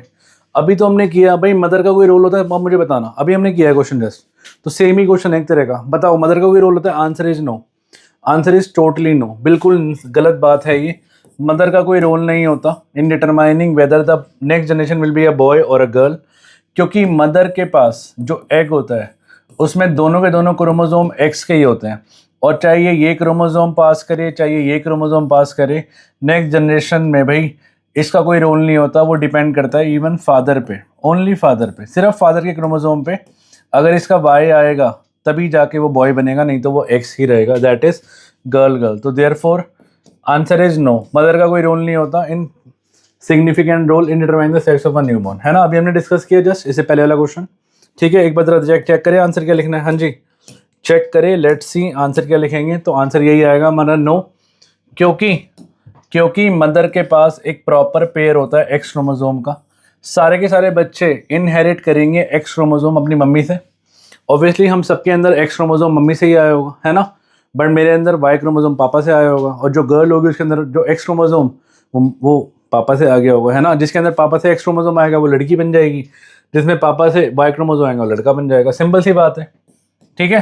Whether they are boy और गर्ल, सेम आंसर हो गया एक तरह से जो पहले वाला क्वेश्चन किया था। नहीं, इसको नोट करो हम 27 पे, आगे चलते हैं नेक्स्ट पे। हाँ जी, तो नेक्स्ट क्वेश्चन नंबर 28, भाई मजे हो गए। फॉसिल के बारे में पूछा है, आउट ऑफ सिलेबस, कट करो ना, बड़ा बड़ा क्रॉस लगाओ। नहीं, 29 कह रहे हैं why do all gamete formed in human female have an x chromosome. भाई सब फीमेल के पास एक्स क्रोमोसोम ही क्यों होता है?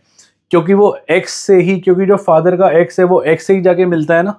नहीं, जब मियोसिस होती है, समझते हो, मियोसिस, माइटोसिस, मियोसिस पढ़ी थी हमने, जब गैमीट फॉर्मेशन होती है तो जो मेन का एक्स क्रोमोसोम जब वुमेन के एक्स क्रोमोसोम से मिलेगा तो ही तो जाके नेक्स्ट जनरेशन गर्ल बनेगी।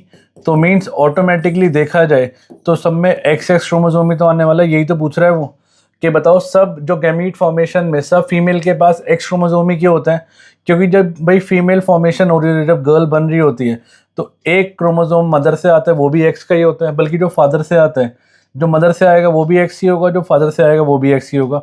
इसलिए सब फीमेल के पास एक्स और एक्स क्रोमोसोम ही होगा। क्लियर है?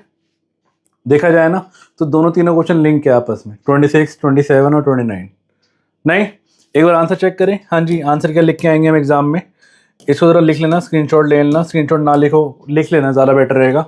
कि ह्यूमन फीमेल के पास 2 एक्स क्रोमोसोम होते हैं जो मैंने बोला, जिनको हम सेक्स क्रोमोसोम कहते हैं। जब मियोसिस होती है, जो मैंने बताया, एट द टाइम ऑफ जब गैमीट बन रहा होता है ना, जो फीमेल गैमीट बन रहा होता है, जो एक्स क्रोमोसोम होता है एंटर करता है हर एक गैमीट में, इसलिए सारे के सारे जो गैमीट होते हैं वो एक्स क्रोमोसोम ही बताते हैं। यही तो मैंने बोला भाई, मेन के पास एक्स वाई होता है, वुमेन के पास एक्स एक्स होता है। जब नेक्स्ट जनरेशन बनेगी तो इसका एक्स और इसका एक्स मिलेगा ना, तो एक्स एक्स ही तो बनेगा, और क्या बनेगा? नहीं, वो यही तो कह रहे थे, इसलिए इनके बाद एक्स एक्स ही आता है। क्लियर है? तो इसको हम नोट करो, हम आगे चलते हैं नेक्स्ट पे। हाँ जी, नेक्स्ट क्वेश्चन नंबर 30, देखो फिर से वही क्वेश्चन, यार 3 क्वेश्चन आ चुके हैं। कह रहे हैं ह्यूमन बीइंग में the statistical probability of getting either a male or female child is 50:50। Explanation दे दो। तो भाई हमने वही फिर से वही बनाना है कि मेन के पास जो स्पर्म में क्रोमोसोम होता है वो होता है एक्स वाई, वुमेन के पास जो क्रोमोसोम होते हैं एग में वो होता है एक्स एक्स। तो इसके एक्स को इससे एक्स को मिला के दिखा दो, ये बना के दिखा देना, एक्स एक्स बनेगा। इसके एक्स को इससे एक्स के मिला दो, एक्स एक्स बना देना। इसके वाई को इसके एक्स से मिला दो, एक्स वाई, और इसके वाई को इससे एक्स से मिला दो, एक्स वाई। तो मतलब देखो 50-50, क्योंकि ये सारी लड़कियां हैं और ये सारे लड़के हैं, सो देयर आर 50-50 चांस। यही तो मैंने बोला 50-50, 50:50 का चांस होता है ऑफ हैविंग अ गर्ल और a boy. Same question same answer, बस क्वेश्चन को घुमा घुमा के पूछ रहा है आपसे। अब आप इमेजिन करके देखो कि कितना इंपॉर्टेंट टॉपिक होगा ये बोर्ड के लिए। इमेजिन करो कितना ज़्यादा इंपॉर्टेंट है। नहीं, तो आंसर क्या लिखेंगे हम? देखो आंसर भी इसका सेम ही होगा भाई, सेम 50-50। देखो यही हमने सारा डिस्कस करा पहले जो किया है ना। क्या? The sex of an infant determined by the type of sex chromosome, जो कि मेल से आएगा। अभी हमने डिस्कस किया ना, अगर मेल से मान लो वाई आ गया, the ratio of male gamete to containing X chromosome, अगर मेल से वाई आ गया तो भाई वो बॉय बन जाएगा, और मेल से एक्स आ गया तो वो गर्ल बन जाएगी। तो स्टैटिकल प्रॉपर्टी जो हुई वो 50:50 हुई। ये मैंने नोट्स में आंसर में लिखवा रखा है। क्या? हमारे पास 23 पेयर ऑफ क्रोमोसोम होते हैं, जिसमें से जो 2 होते हैं भाई वो मेन में वो एक्स और वाई मिसमैच पेयर होता है, मेल के पास मिसमैच पेयर होते हैं, वाइल फीमेल के पास एक परफेक्ट पेयर होता है। प्रॉपर एक्स एक्स क्रोमोसोम का परफेक्ट पेयर होता है। जैसे ही उसका स्पर्म का एक्स मिलेगा एक्स से, तो क्या होगा? Next generation will be a girl. अगर स्पर्म का वाई मिलेगा एक्स से, ये प्रॉपर लिख के आना होता है एग्जाम में ना, यही आंसर लिखना है आपको एग्जाम में। और इसके बाद फ्लो चार्ट मैंने बताया, ये मेन और फीमेल वाला, इंसान बनाने की जरूरत नहीं है, एक्स एक्स एक्स वाई बना दो, इनफ है।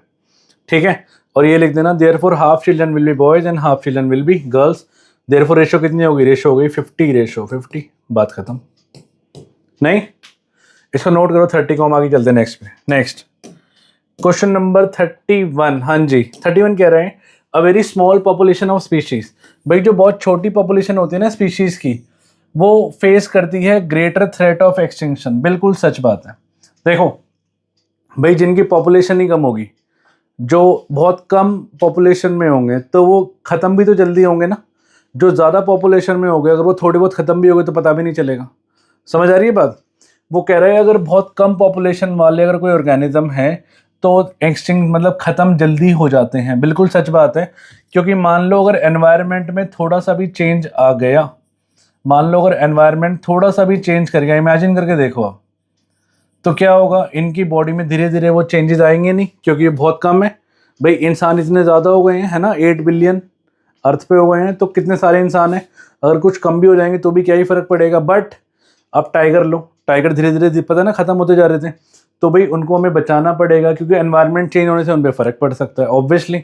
नहीं तो भाई ऑब्वियसली देखो, जो छोटी पॉपुलेशन है वो जल्दी ख़त्म होगी, जो बड़ी पॉपुलेशन है उसको ख़त्म होने में टाइम लगेगा। ठीक है, इसका जरा एक बार देखें, एक बार आंसर क्या लिखे हैं एग्जाम में, नोट करें। हाँ जी, तो क्वेश्चन नंबर 31 का जो हमने आंसर एग्जाम में लिखना है वो ये है जो मैंने बोला आपको। देखो वही लिखा हुआ है, जो फ्यूअर इंडिविजुअल है स्पीशीज में, वो भाई इंटर ब्रीडिंग भी कम कर पाएंगे अमंग, क्योंकि वो लिमिट है ना, this limit the appearance of variation. देखो मान लो एक जगह 10 लोग हैं जो आपस में क्या कर रहे हैं, रिप्रोडक्शन कर रहे हैं, मतलब इंटरब्रीडिंग कर रहे हैं, और एक जगह पे मान लो 100 लोग हैं, तो ऑब्वियसली जो 100 होगा उसमें वेरिएशन ज़्यादा होगी। क्या इस बात से एग्री करते हो आप, यस और नो? उसमें वेरिएशन ज़्यादा होगी ना। जो 10 लोग होंगे उनमें वेरिएशन लेस होगी। हाँ जी, उनमें वेरिएशन क्या होगी, कम होगी। तो वो यही तो कह रहे हैं, जो पॉपुलेशन कम है उसमें क्या होता है, उसमें वेरिएशन कम होती है। वेरिएशन कम होगी इसका मतलब क्या होगा, बॉडी में चेंज भी कम होगा। बॉडी में चेंज होगा मतलब ये खत्म भी तो हो सकते हैं, नहीं? ठीक है, तो भाई it put the species at a disadvantage. एक बहुत बड़ा डिसएडवांटेज है इनके पास, क्योंकि अगर चेंज नहीं आया एनवायरनमेंट के अकॉर्डिंग तो वो इंडिविजुअल है ना फेल कर जाएगा to cope up with the environmental change, और वो धीरे धीरे धीरे खत्म होता चला जाएगा। नहीं, आपको बैक्टीरिया का एग्जाम्पल लिख सकते हो इसके बाद, अगर आपको लिखना है तो और एक्स्ट्रा, कि मान लो वही बार बार सेम ही एग्जाम्पल आता है। मान लो एक बैक्टीरिया है जो पानी में जिंदा रह रहा है, अगर आप धीरे धीरे टेम्परेचर को बढ़ाओगे तो सारा का सारा बैक्टीरिया मरता चला जाएगा। बट जो उसको क्या कर गया, रेजिस्ट कर गया हीट को, वो क्या कर जाएगा, वो जिंदा रह जाएगा। क्यों? अगर मान लो बैक्टीरिया बहुत कम था तो वो खत्म भी हो सकता है। मान लो अगर बैक्टीरिया का लेवल बहुत ज़्यादा है तो क्या होगा, वो जितनी जल्दी खत्म नहीं होगा, है ना। अगर कम होगा तो क्या होगा, बहुत जल्दी वो एक्सटिंक्ट हो जाएगा, अगर उसने एनवायरनमेंट के साथ चेंज नहीं करा। अगर वो चेंज कर गया तो वो एक्सटिंक्ट नहीं हो पाएगा। क्लियर है? तो दिस इज क्वेश्चन नंबर 31, इसको नोट करो, हम आगे चलते हैं। हाँ जी नेक्स्ट देखो, आगे चलें। तो क्वेश्चन नंबर 32 में तो आपके मजे हो गए, कट हो चुका है भाई, और क्या चाहिए आपको, होमोलॉगस स्ट्रक्चर नहीं आता। 33 भी कट हो चुका है, और बताओ 34, हाँ 34 नहीं हो गया, अब तो करना पड़ेगा। कह रहे हैं give the pair of contrasting trait, मुझे बता दो, ऑफ द फॉलोइंग। हाँ जी, पेयर बता दो contrasting trait of the following character in the P plant, और मेंशन करो कौन सा डोमिनेंट है और कौन सा रिसेसिव है। तो भाई मैं आपको पूरी लिस्ट देने वाला हूँ, जिसमें ना उस लिस्ट को लिख लेना, स्क्रीनशॉट ले लेना। और देखो कह रहे हैं येलो सीड, पहले पेयर भी बताना है इसका। तो येलो का जो पेयर होता है ना येलो सीड का, वो होता है ग्रीन, है ना, येलो और ग्रीन और राउंड और रिंकल्ड। ठीक है, तो भाई जो येलो होता है ना वो डोमिनेंट होता है, और इवन जो राउंड भी होता है वो भी डोमिनेंट होता है। तो इसको कैपिटल से दिखाते हैं और राउंड को भी कैपिटल से दिखाते हैं, क्योंकि डोमिनेंट रेट है। ग्रीन को हम स्मॉल से दिखाते हैं और रिंकल्ड को भी हम स्मॉल से दिखाते हैं। ठीक है, तो राउंड राउंड येलो और रिंकल्ड ग्रीन। ठीक है, तो ग्रीन को हम किससे दिखाते हैं, स्मॉल से दिखाते हैं, रिंकल्ड को भी हम, तो मतलब ये कैपिटल वाई है ना येलो, तो मतलब जो ग्रीन होगा तो इसको भी हम स्मॉल से दिखाएंगे, इसको हम स्मॉल से दिखाएंगे। ठीक है, मैं आपको ना पूरे फीचर दे रहा हूँ भाई, सारे के सारे फीचर जो मेंडल ने पढ़े ना, मेंडल ने पढ़ाई करी, आपको इतना बड़ा चैप्टर बना के दिया, आपको मैं पूरे फीचर दे रहा हूँ, इसको नोट कर लेना, लिख लेना। मैं आपको एक बार समझा भी देता हूँ, ये सारे आपके डोमिनेंट है। सीड का शेप राउंड डोमिनेंट है, रिंकल्ड रिसेसिव है। रिंकल समझते हो भाई, वो सिकुड़ा सा जो बेचारा पतला सा मटर होता है ना, वो रिंकल्ड होता है। सीड का colour yellow dominant, just imagine आप मटर खाते हो ना, येलो मटर खाया कभी, बट फिर भी येलो डोमिनेंट होता है। ठीक है, और ग्रीन रिसेसिव हो सकता है भाई, जब मेंडल ने एक्सपेरिमेंट कराओ उस टाइम पे येलो मटर डोमिनेंट हो, और आपको पता है हमारा सिलेबस कितना पुराना है, डिपेंड करता है, बट वो येलो डोमिनेंट है, याद रखना। बच्चे सबसे ज़्यादा कंफ्यूज ना इन दोनों में होते हैं, पॉड का कलर और सीड का कलर, देखो दोनों उल्टे हैं, ये येलो है और ये ग्रीन है डोमिनेंट। ये पूरी डोमिनेंट की लिस्ट है, ठीक है, और ये पूरी रिसेसिव की लिस्ट है, क्लियर है। तो ये डोमिनेंट होते हैं, और ये देखो ये भी उल्टा है। पॉड की शेप इन्फ्लेटेड फूली हुई डोमिनेंट होती है, कंस्ट्रिक्टेड रिसेसिव होती है। फ्लावर का कलर, जो मटर का कलर है, मटर के फ्लावर का कलर है पर्पल या वायलेट, आपका डोमिनेंट होता है, वाइट रिसेसिव होता है। फ्लावर की location axial x axis axial, ये डोमिनेंट है। टर्मिनल खत्म हो गया ना, रिसेसिव है। टॉल आपका डोमिनेंट है, शॉर्ट आपका रिसेसिव है। तो भाई ये पूरी लिस्ट है, ये आंसर था उसका। इसके अलावा कुछ भी आ रहे आप सारे आंसर दे सकते हो। पेपर में कुछ भी कैसा भी क्वेश्चन आए, you know everything now, because ये सारे कैपिटल में लिखे जाएंगे और ये सारे स्मॉल में लिखे जाएंगे। ठीक है, आगे चले नेक्स्ट पे, क्वेश्चन नंबर 35। हाँ जी, क्वेश्चन नंबर 35 कह रहा है why did Mendel choose pea plant for this experiment. By God, इतना फेमस क्वेश्चन है ना ये, कि मेंडल ने पी प्लांट ही क्यों लिया। उसका भाई दिल आया पी प्लांट पे क्यों आया। वो चाहता तो मटर की सब्जी बना के भी खा सकता था, मटर पनीर भी खा सकता था, बट उसने एक्सपेरिमेंट करना चाहा। तो उसने एक्सपेरिमेंट ही क्यों करने की सोची, ऐसा क्या मिला उसको। अभी तो मैंने बताया क्या मिला, इतने सारे फीचर मिले उसको, है ना। कुछ राउंड थे, कुछ जैसे क्या थे, कुछ येलो थे, कुछ कंस्ट्रक्टेड थे। एनीवेज, मैं मेंडल ने पी प्लांट ही क्यों चुना, वही मेरी बात ध्यान से सुनना। क्योंकि ना पहली बात, पी प्लांट है ना बाइसेक्सुअल होता है। सबसे इंपॉर्टेंट चीज उसको लगी कि बाइसेक्सुअल, ओ माय गॉड, मतलब उसको है ना सेल्फ पॉलिनेशन और क्रॉस पॉलिनेशन कराना कितना आसान है ना। बाइसेक्सुअल मतलब होता है उसके पास मेल पार्ट भी मिलेगा और फीमेल पार्ट भी मिलेगा। पॉइंट नंबर 2, उसके पास है ना लार्ज नंबर ऑफ सीड्स मिलेगी। भाई मटर कितने सारे मिलते हैं, सीड्स ज़्यादा मिलती हैं। ठीक है, और भी कई सारे फीचर कह सकते हैं हम, और उसके अलग अलग कंट्रास्टिंग फीचर मिले, जो मैंने अभी हमने पढ़े थे। कंट्रास्टिंग फीचर बहुत सारे मिले उसको। ठीक है, और शॉर्टर लाइफ स्पैन होती है इसकी। भाई लाइफ बड़ी छोटी होती है, शॉर्ट लाइफ स्पैन होने की वजह से उसको लगा कि आप बाई गॉड मज़ा आ जाएगा, मटर पनीर तो बाद में भी खा लेंगे, बट पहले हम इसका एक्सपेरिमेंट करके देखते हैं। इसका साइंटिफिक नेम याद कर लेना, एग्जाम में एक बार आ गया था। भाई छोड़ के मत चले जाना, इट इज़ पाइसम सेटाइवम। मतलब मुझे नहीं पता सही बताऊँ प्रोनाउंसिएशन क्या होती है, बट मुझे इतना पता है कि आपको है ना याद कैसे कराना है, तो मुझे इतना ही पता है। कुछ बच्चे अब मुझे बोलेंगे कि सर आपने गलत प्रोनाउंस किया है, कोई बात नहीं यार, आपको लिख के आना है, मैं हमको बोल के थोड़ा सुनाना है। ठीक है, एग्जैक्ट आंसर आपको क्या लिखना है मैं आपको दिखा देता हूँ, जो आपको एग्जाम में लिख के आओगे, वो मैंने इसके पीछे नेक्स्ट स्लाइड पे लिखा हुआ है। तो ये आंसर हमने एग्जाम में लिख के आना है। मेंडल ने क्या लिया, गार्डन पी लिया। क्यों लिया, मैंने बताया ना, बाइसेक्सुअल होते हैं और अलग अलग फिजिकल फीचर होते हैं। कितने सारे थे, राउंड, येलो, ग्रीन आपका, ठीक है, कंस्ट्रक्टेड, इन्फ्लेटेड, लाइफ स्पैन छोटी होती है, बहुत छोटी लाइफ स्पैन होती है। सेल पॉलिनेशन और क्रॉस पॉलिनेशन आसानी से हो जाते हैं।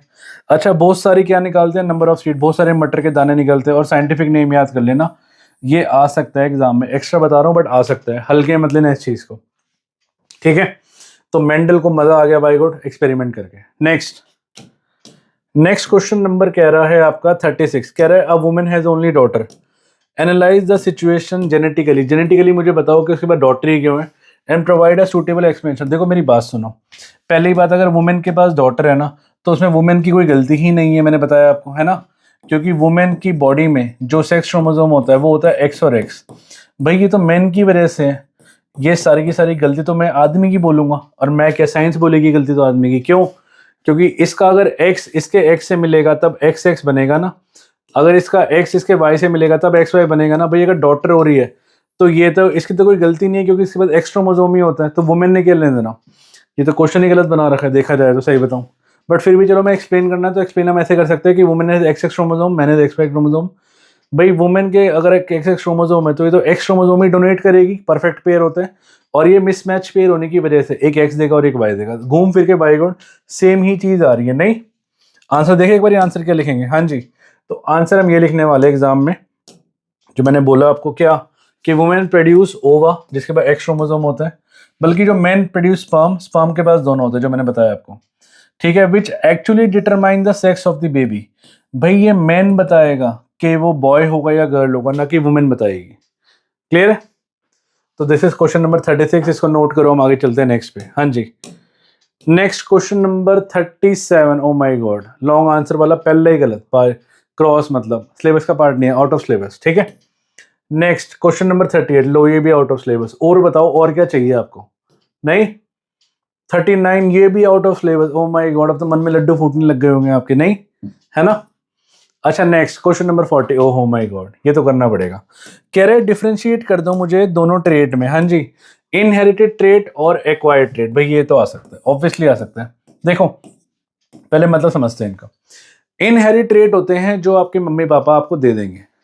अब आप बोलोगे दे तो सब कुछ देंगे भाई वो, ठीक है भाई, पढ़ाई दे सकते हैं? सोचे बताओ, मान लो आपके पापा बहुत अच्छे क्रिकेटर हैं, क्या आप बचपन से क्रिकेट खेलना सीख गए? नहीं ना, सीखा ना आपने।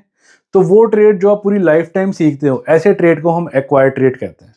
और वो ट्रेड जो आपके पेरेंट्स से आपके अंदर आते हैं, ऐसे ट्रेड को हम कहते हैं इनहेरिटेड ट्रेड, ठीक है। हमारी बॉडी में इनहेरिटेड ट्रेड्स कौन कौन से होते हैं भाई? स्किन का कलर हो गया, आंखों का कलर हो गया, ठीक है, आपकी शेप ऑफ नोज हो गई, ये सारे के सारे आपके इनहेरिटेड ट्रेड है। एक्वायर्ड ट्रेड क्या होते हैं?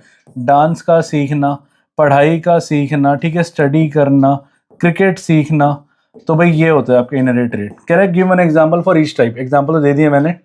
और इनहेरिटेड ट्रेट को आप पास कर सकते हो from one generation to next. मैं शॉर्ट में बता रहा हूँ, अब मैं आंसर दिखाऊंगा जो लिखना है हमने। इसको आप पास नहीं कर सकते, अपने बच्चों को नहीं दे सकते भाई। बहुत बड़ा कोई क्रिकेटर है, ठीक है, मैं नाम नहीं लूंगा, बट उसका बेटा जरूरी नहीं है क्रिकेटर ही बनेगा। समझ आ रही है बात? बहुत बड़ा कोई एक्टर है तो जरूरी नहीं उसका बेटा एक्टर ही बनेगा, क्योंकि वो पास नहीं करेगा वो चीज़।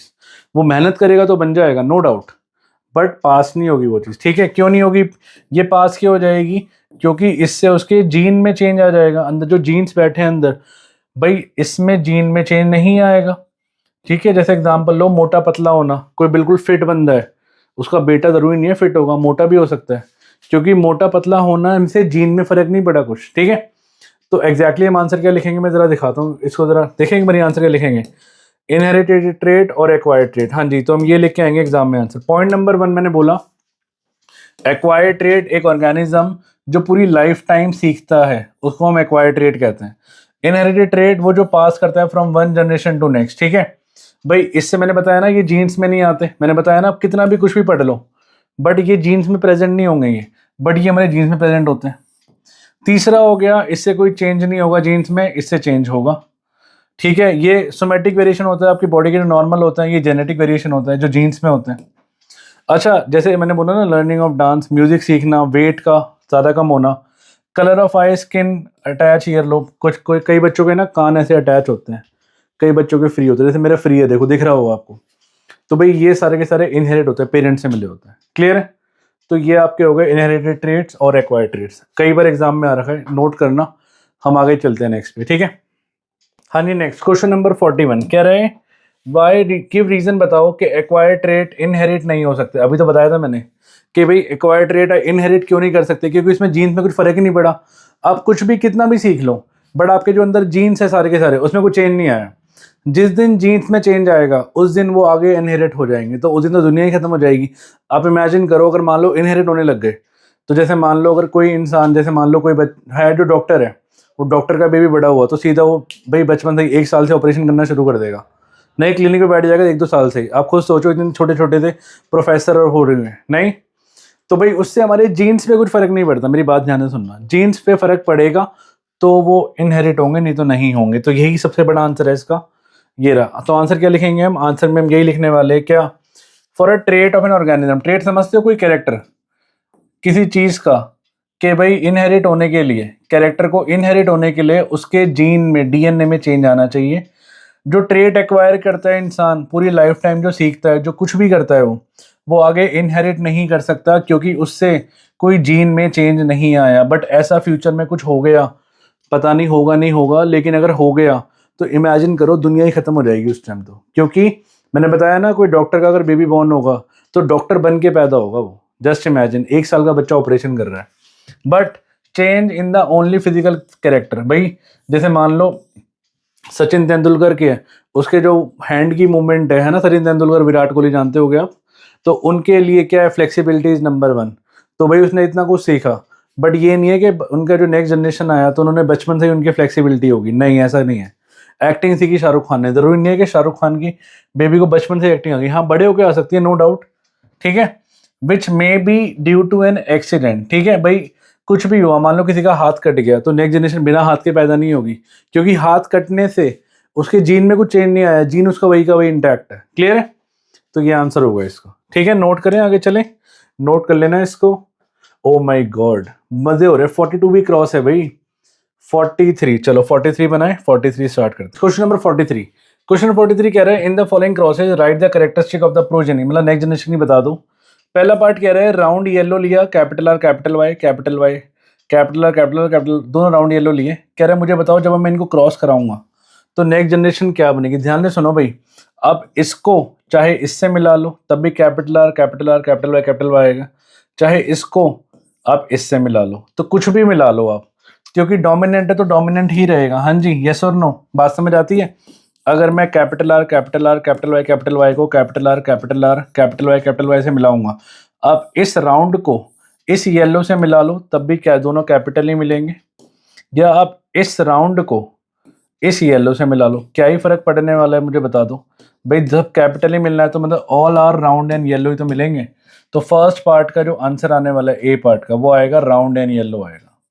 ठीक है, एक बार सेकंड पार्ट चेक करो। सेकंड पार्ट क्या कह रहे हैं, हाँ जी सेकंड पार्ट कह रहा है कि भाई capital R capital small R capital Y small Y को हम क्रॉस करवा रहे हैं, किससे किससे करवा रहे हैं, कैपिटल आर स्मॉल आर। तो भाई एक बार जरा बना के देखते हैं, मेरी बात सुनो, आपको ये देख के कुछ याद आ रहा है, this is the dihybrid cross, है ना। डाई हाइब्रिड क्रॉस क्या होता है, मेरी बात सुनो, मैं ये कह रहा हूँ लुक, जब हम दोनों कैपिटल आर, अगर मान लो हमने राउंड और एक राउंड सीड ली, राउंड और येलो सीड ली, और एक रिंकल्ड और ग्रीन सीड ली, मान लो एक रिंकल्ड और ग्रीन सीड ली, ठीक है। तो जब हमने ये दोनों सीड ली तो ये राउंड और येलो था, कैपिटल आर कैपिटल वाई, ये था स्मॉल आर स्मॉल वाई, ये थे पेरेंट्स। जब हमने इन दोनों को मिलाया होगा तब जाके अब यहाँ पहुंचे, पता है आपको, capital R capital Y small Y. कुछ याद आ रहा है, capital R capital Y small Y. तो कह रहे हैं मुझे इसी को, मतलब बेसिकली ये F1 जनरेशन होती थी, याद आ रहा है। अब मतलब इसी को सेल्फ करवाना है, तो वो हो गया ना डाई हाइब्रिड क्रॉस का नंबर 2 वाला। मैंने आपको याद भी कराया था, मैं फिर से याद दिलाया था, अभी हमने किया है जस्ट पहले। अब देखो 4-4 का बना हो गया। ये याद रखने का तरीका बता दो, इनको हम क्रॉस कैसे कराते हैं जब ये दोनों फीचर अलग अलग होते हैं। This is the dihybrid cross. देखो दोनों कैपिटल लिख दो, एक को छोटा कर दो, दोनों को छोटा कर दो, फिर दोनों को छोटा कर दो, मतलब यहाँ पे दोनों कैपिटल, एक छोटा दूसरा छोटा दोनों छोटे, बात खत्म। सेम काम यहाँ करो, एक कैपिटल दोनों कैपिटल, ठीक है, एक को छोटा करो दूसरे को छोटा करो दोनों को छोटा करो, बात समझ आती है। अब आपने क्रॉस कराना है, और हमें रेशो भी याद है, अगर आपको याद हो हमने डाई हाइब्रिड क्रॉस कितने अच्छे से पढ़ा था, नहीं। तो capital R capital Y capital R capital Y small Y, capital R small R capital Y capital R small R capital Y small Y, capital R capital Y small Y, capital R small Y capital R capital Y small Y. बनाना शुरू करो भाई जल्दी से, complete this in your copies. Capital R capital Y small Y capital Y small Y, small R capital Y small R capital Y small Y, capital R capital Y small Y, capital R small Y small Y, cap small R capital Y small Y, और small R small Y small Y. तो आपको बताओ feature कौन कौन से आए भाई। हाँ जी, मैं एक बार जरा काउंट करना सिखाऊं। तो ये आया राउंड और येलो, ये भी आया राउंड और येलो, ये भी आया राउंड और येलो। आप बोलोगे मुझे कैसे पता, भाई आप एक काम करो, इस चीज़ को लिख लो कि राउंड कब बनेगा, येलो कब बनेगा, ठीक है, और रिंकल्ड कब बनेगा, और ग्रीन कब बनेगा। क्योंकि कई बच्चों को दिक्कत होती है कि सर आप काउंट कैसे कर रहे हो। राउंड कब बनेगा, जब दोनों कैपिटल होंगे, या फिर अकेला कैपिटल होगा तो भी राउंड ही कहलाएगा, क्योंकि अकेला कैपिटल आर बहुत है प्लांट को राउंड बनाने के लिए। येलो भी कैपिटल दोनों वाई होगा, या फिर दोनों छोटा होगा तो भी चलेगा। रिंकल दोनों स्मॉल होने ज़रूरी है, और ग्रीन दोनों स्मॉल वाई होने ज़रूरी है। क्यों, क्योंकि भाई they are the recessive trait. ठीक है, अब जरा मैं इनके अकॉर्डिंग काउंट करूँ, अब समझ आती है बात। भाई ये राउंड होगा ना, capital R capital Y round होगा, कैपिटल आर वाई राउंड होगा, कैपिटल वाई राउंड होगा, कैपिटल आर सॉरी ये नहीं होगा, कैपिटल वाई ये राउंड होगा, कैपिटल आर ये भी नहीं होगा, कैपिटल वाई राउंड होगा 7, कैपिटल आर कैपिटल वाई 8, और कैपिटल आर कैपिटल वाई 9। तो टोटल कितने होंगे राउंड येलो 9, तो मतलब राउंड येलो आपके 9 होंगे। हाँ जी, और गिन ले एक बार, अभी गिने थे हमने स्टार्टिंग में ना।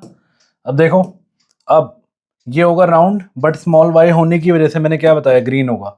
तो ये 1 होगा, स्मॉल वाई 2, और ये स्मॉल वाई 3, ये होंगे। ठीक है, तो मतलब राउंड येलो होगा, और एक होगा आपके पास राउंड, लिख दो जरा, लिस्ट लिख ही देता हूँ ना यहाँ पे, जो होगा B part.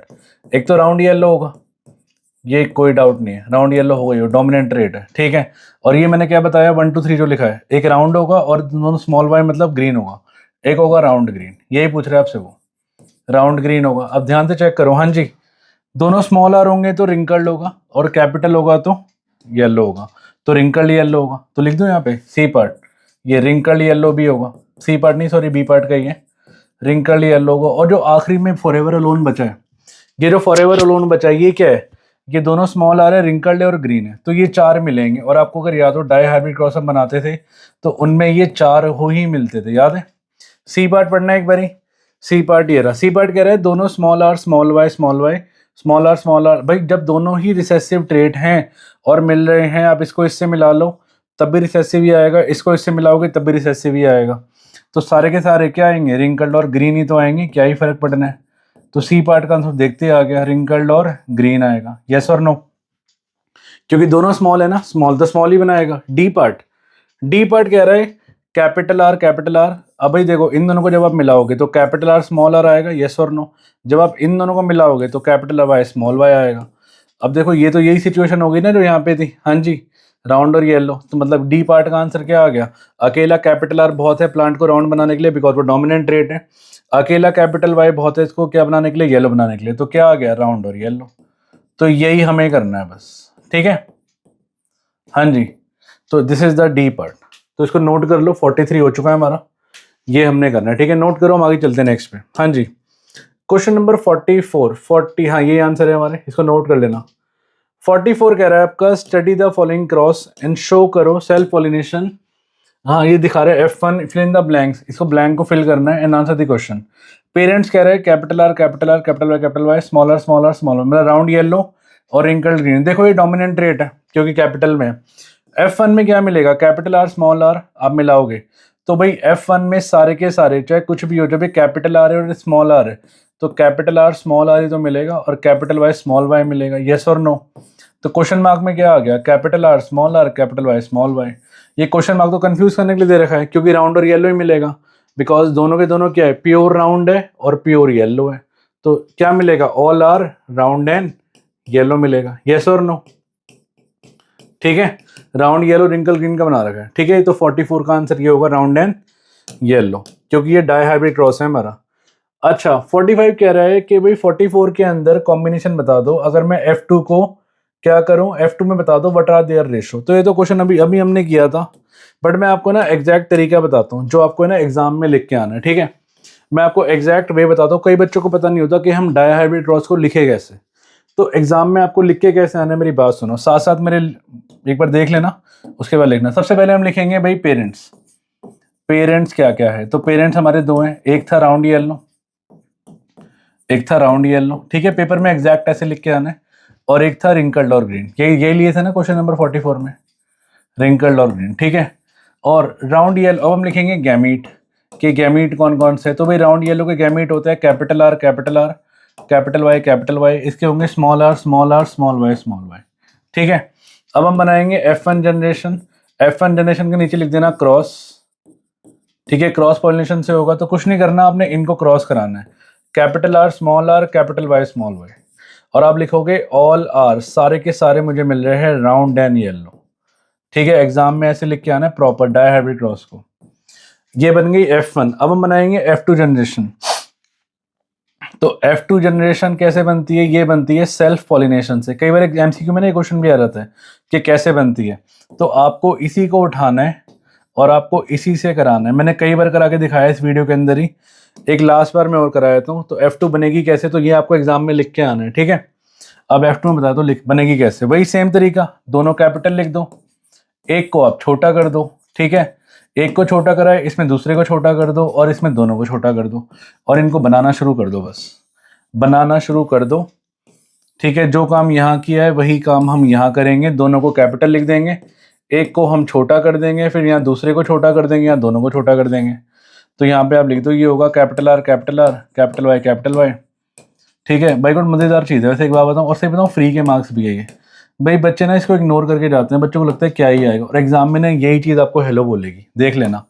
Capital R capital Y small Y, capital R small Y capital R small Y small R capital R small Y, ठीक है। Capital R small R capital Y capital R small Y small R capital Y small R small Y, small R, capital Y, small Y, capital R, small R, capital Y, small Y, capital R, small R, small Y, small Y, small R, capital Y, small Y, और small R, small R, small Y, small Y.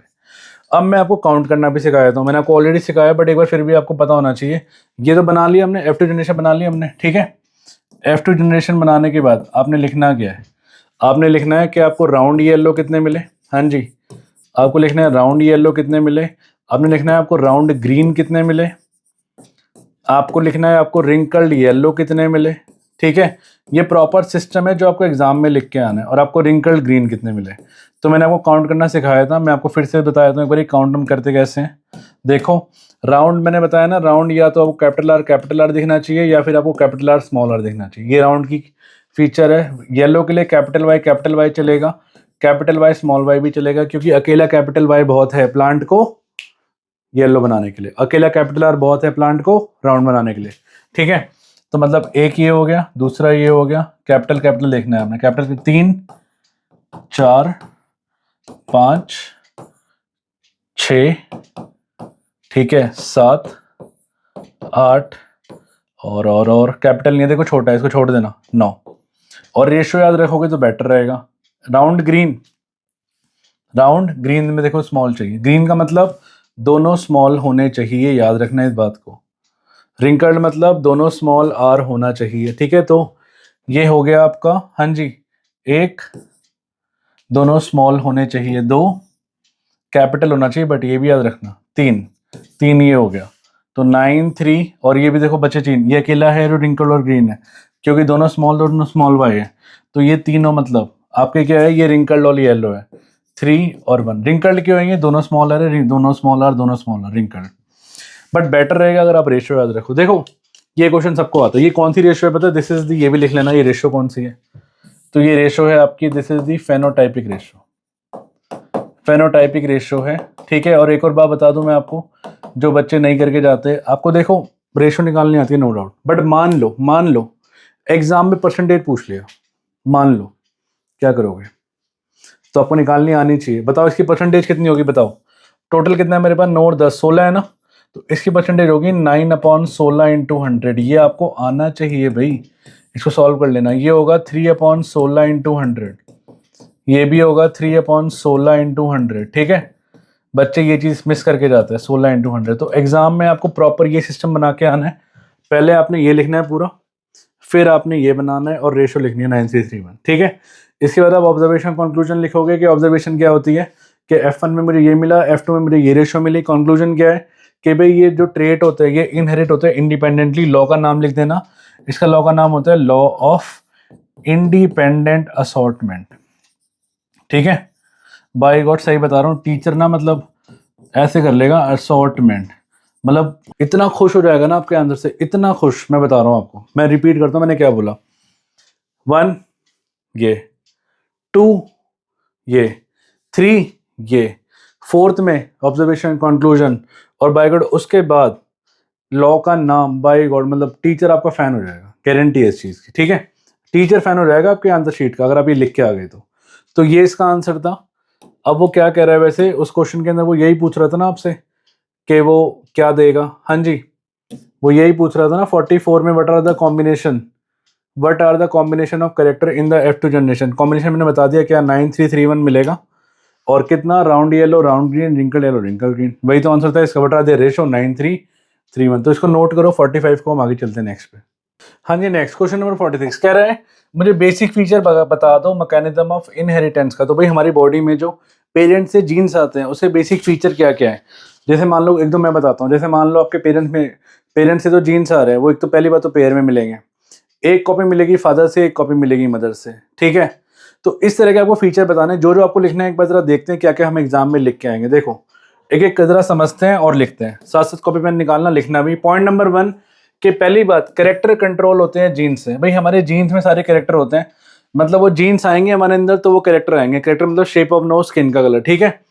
तो भाई अगर आपकी body में अगर parents के jeans मिलेंगे तो ही उनके कैरेक्टर भी दिखाई देंगे पेरेंट्स के। Point number 1।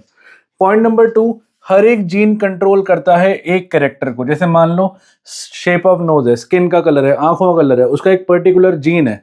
मतलब आंखों कलर देने के लिए फादर ने भी एक जीन दिया होगा, मदर ने भी एक जीन दिया होगा, जो ज़्यादा डोमिनेंट होगा वो आपकी बॉडी में आ गया होगा, सिंपल। ठीक है, पॉइंट नंबर 2। पॉइंट नंबर 3 कह रहा है देयर मे बी 2 और मोर फॉर्म ऑफ द जीन। भाई ऑब्वियसली 2 और मोर फॉर्म होती है तभी अलग अलग बॉडी डिजाइन बनती है इंसान की, नहीं। Point number 4, one form may be dominant हो सकता है ओवर दी अदर। जैसे मान लो मैंने बताया ना आपको वही एग्जांपल मदर और फादर का, जैसे मान लो फादर की ब्राउन आइज है और मदर की मान लो ग्रे आइज है। अब जो बेबी हुआ भाई 99% चांस है उसकी ब्राउन आइज होगी, है ना। क्यों क्यों होगी बेबी की ब्राउन आइज? क्योंकि जो ब्राउन कलर होता है पता है आंखों में डोमिनेंट होता है, तो भाई वो डोमिनेंट भी हो सकते हैं, डोमिनेंट होता है वो। पॉइंट नंबर 5 बनेगा जीन्स कहाँ प्रेजेंट होते हैं? Present on chromosome. ठीक है, जीन्स क्रोमोसोम के ऊपर प्रेजेंट होते हैं। पॉइंट नंबर 6, एक इंडिविजुअल के has 2 form of the gene whether similar और डिसिमिलर।